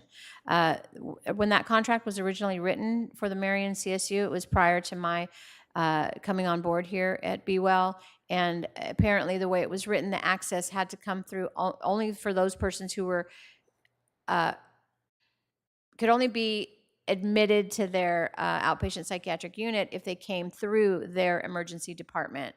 That has proven to be limiting, and their average utilization is about just a couple of beds a day for their total of 8. So we have already put in a request and began amending the contract to change that language to allow them to accept referrals, for instance, from the Lompoc Regional Hospital, which has not had the opportunity to benefit from that program just yet. So we definitely are making adjustments there. Through that process, are we also looking at funding additional beds there at Marion? So actually, Chris, how should I answer that question? So we have contracted for 2 beds, but certainly any beds that are filled by Medi-Cal recipients are, I'm going to let, so CFO Ribeiro is going to explain how that funding works. Yeah, Supervisor Nelson. So with that contract, we fund at a set rate. So anytime we see utilization exceeding what we expect is the average of 2 beds, we basically monitor that, and we will amend the contract as necessary. So we're not going to set a cap. We don't set a cap on those beds, and our funding will support that, whatever the level is that they use.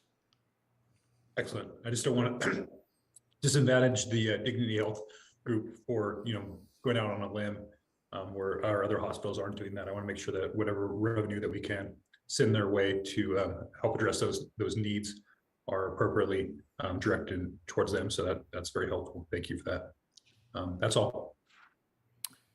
Let's go to public comment. Chair Williams and members of the board, we have 3 requests to speak for this item.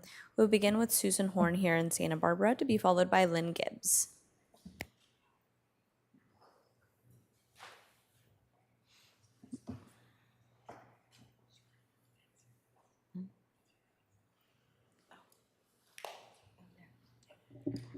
Good morning.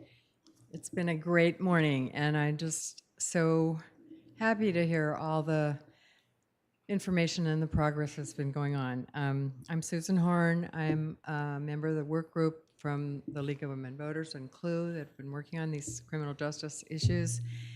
And behavioral wellness mental health is so integrated into all the things that are happening in criminal justice. So the problems. So this has been so important.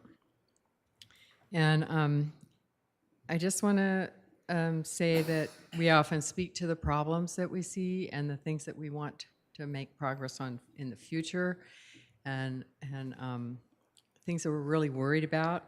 But this morning, it's so clear that the things that are happening, that we're on the right path, and the urgency, the intention are all there, and I just wanted to recognize the hard work that's been going on and in progress now and for the future planning. So thank you. Lynn Gibbs to be followed by Suzanne Rorden.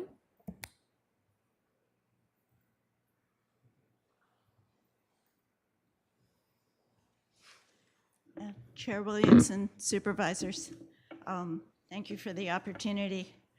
We just so appreciate this report. My public policy colleagues in other counties are jealous that because they don't have reports that break down the categories of care and what the stock of beds are and so on. So I think it really can be a model for other counties. And we so appreciate the recognition of the need for acute and subacute care beds.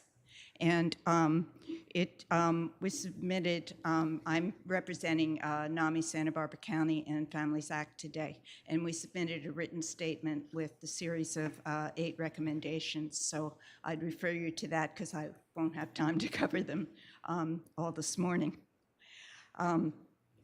And we've been pressing on this need for secure treatment beds for many years.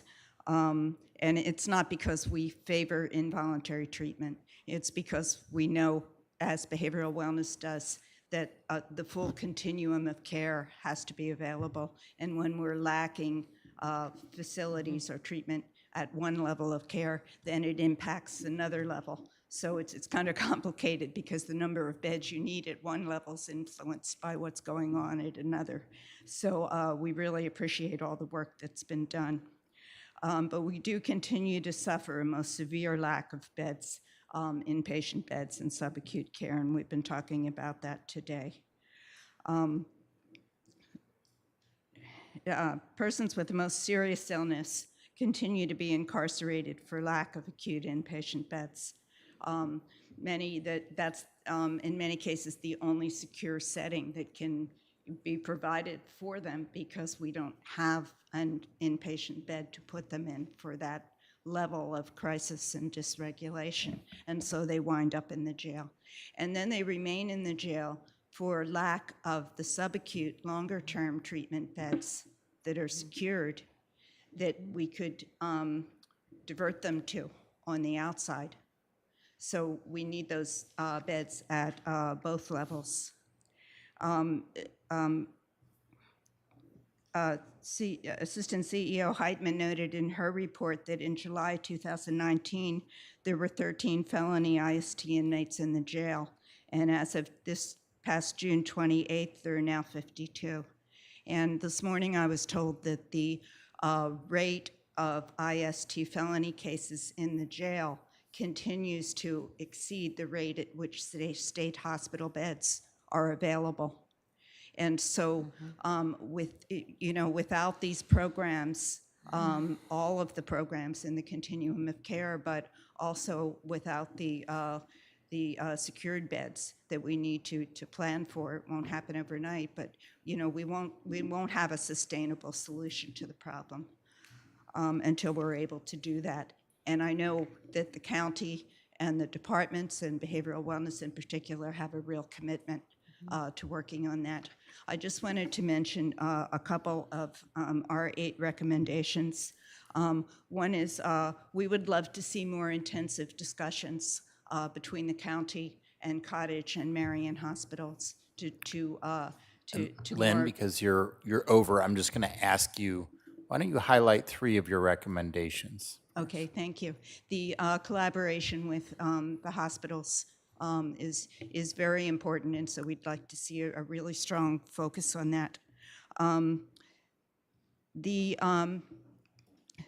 Assembly Bill 531, which is the governor's proposal for $4.7 billion in housing, for housing and treatment beds, will go before the voters in March 2024 if this bill is passed. But it explicitly excludes acute and subacute beds, and it shouldn't.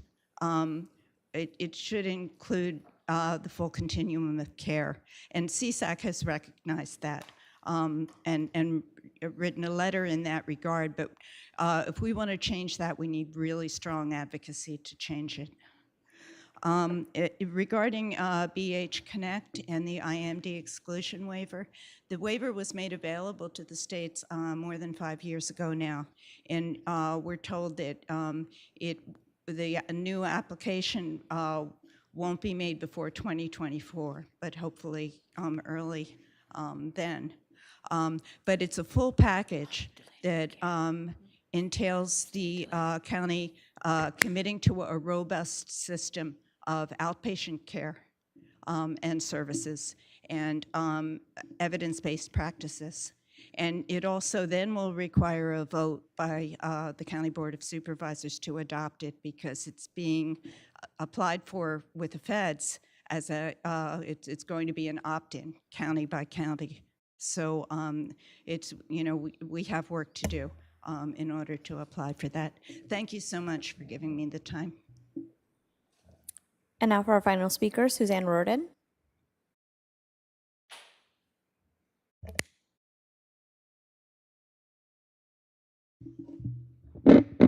Good afternoon, Chair and members of the board.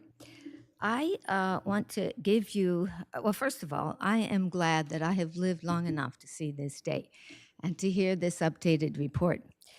And I want to give you a sense of the history of the process that led up to it and the gnashing of teeth and the intense grassroots advocacy that went into the creation of this particular report. As I hear Tony and Laura rattle off categories and numbers, I am graphically remembering the anguish, the suffering, the deaths that litter the road to this day. I think it was 2015 or 2016 that Lynn Gibbs and I and Debbie McCoy and many other family members from various organizations and Frank Thompson, the housing expert in our town, sat in a little stuffy room, meeting after meeting after meeting of a committee that was looking at the need that we saw for more beds and different kinds of beds that were sorely lacking in this community. And we were meeting with a representative most of the time. Laura was there some of the time, but it was mainly Cuco Rodriguez, a very well-meaning representative of the ADMHS, which was the name at the time of the mental health department. And it was like banging our heads against the wall to try to convince Cuco Rodriguez, representing a huge department with millions of dollars, that there was dying going on out here, that there was a desperate need for more treatment options and more residential treatment options at various higher levels of the continuum. And so here we are today, with this result. The CEO's office, we were very pleasantly surprised when they turned all of that process into an actual a chart, a report, and gave it a name. It was the Capital Needs Report at that time. But I just want you to know what's gone into the creation of this today. And we had to become policy wonks. I mean, Lynn Gibbs is a natural policy wonk, but the rest of us were getting into the weeds of, the various categories of group residential, this and that, and what it meant. And, I didn't I didn't think in my life that I was going to have to get into knowing too much about this and knowing so much about how a jail operates and knowing so much about mental illness and drug addiction. So, you know, the people are with you, the county is now with you, the CEO's office is with you. Lord God, we should be able to help a lot of people. And the need has only grown. So thank you so much for your efforts to understand this complex process and for the role that you've played, all of you, and the CEO's office of this county of Santa Barbara in filling some of the gaps that have caused so much tragedy and so much anguish to the people of Santa Barbara. Thank you.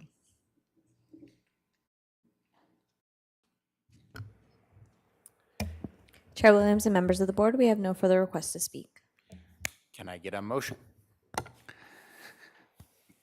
I first would like to respond to that if I could. I just want to say that I've been here that whole time, and rarely do we ever have anybody come back from the community and say thank you. And so I appreciate that because you have held our feet to the fire, and you know, you had to get educated, we had to get educated. We understood. I could always feel the pain that you were going through.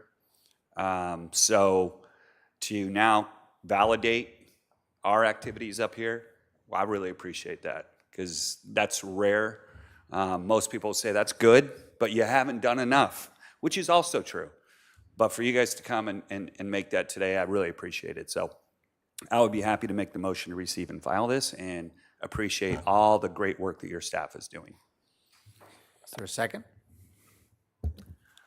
Chair Williams, I'd like to second and also extend my appreciation to the advocates who educated me so much just these last few months, but also just to what you've done with your pain and your anguish, and you've turned it into action.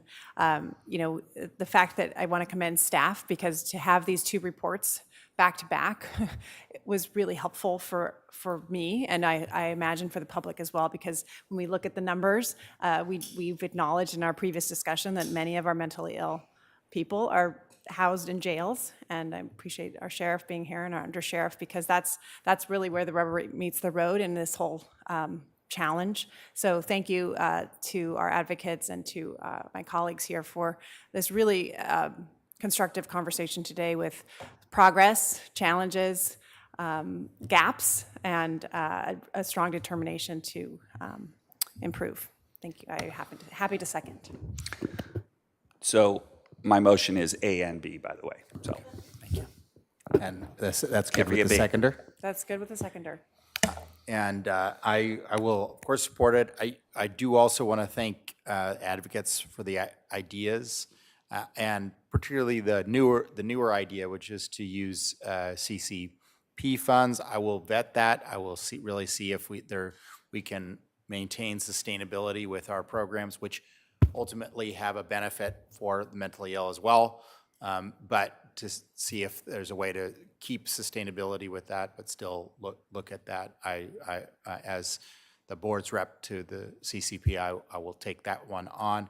And I just also want to say that it's sometimes it's not always as flashy to be looking at the subacute, but the subacute is really the threat to our ability to provide the services, especially if there's going to be more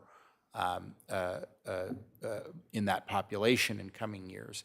And so having in-county subacute beds not only are good fiscally, they're also better results for the patients because they generally then have more visitorship, more people able to be with them. That improves their results. So I just want to put that in this discussion because I definitely think there are various places where we can enhance our continuum of care.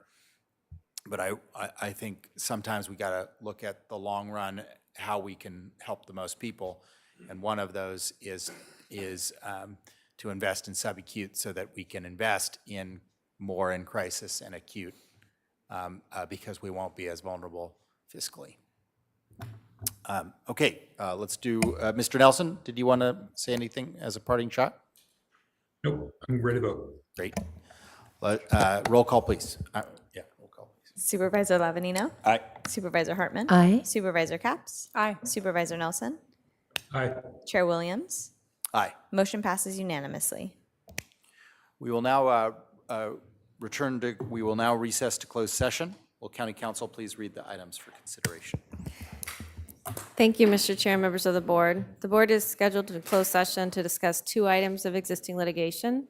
Torres versus County of Santa Barbara, which is a Santa Barbara County Superior Court case. Murray versus County of Santa Barbara, it's a United States District Court case in the Central District. Excuse me, staff, could you keep it down? We're still reading out closed session. Thank you. And conference with labor negotiators, employee organizations, all bargaining units, unrepresented employees and managers, which includes the Santa Barbara County Deputy Sheriff's Association, which was previously noticed. The agency designated representatives are CEO Monomiya Sato and Human Resources Director Maria Elena de Rivera. And the chair has asked if we could go a little bit more quickly, so we're going to try for 45 minutes.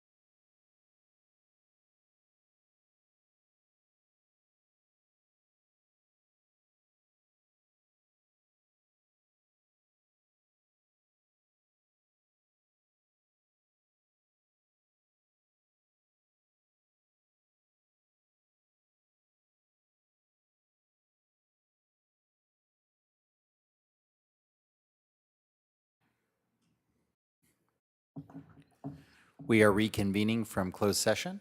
Would you like to report from closed session? Thank you, Mr. Chair, members of the board. The board met in closed session on 2 items of existing litigation, Torres versus County of Santa Barbara and Murray versus County of Santa Barbara, and conference with labor negotiators with all bargaining units, unrepresented employees and managers, and the board took no reportable action. We are adjourned to Tuesday, August 22nd, 2023 in Santa Maria. Oh, no, yeah, we are adjourned to tomorrow at 10:30 a.m. right here.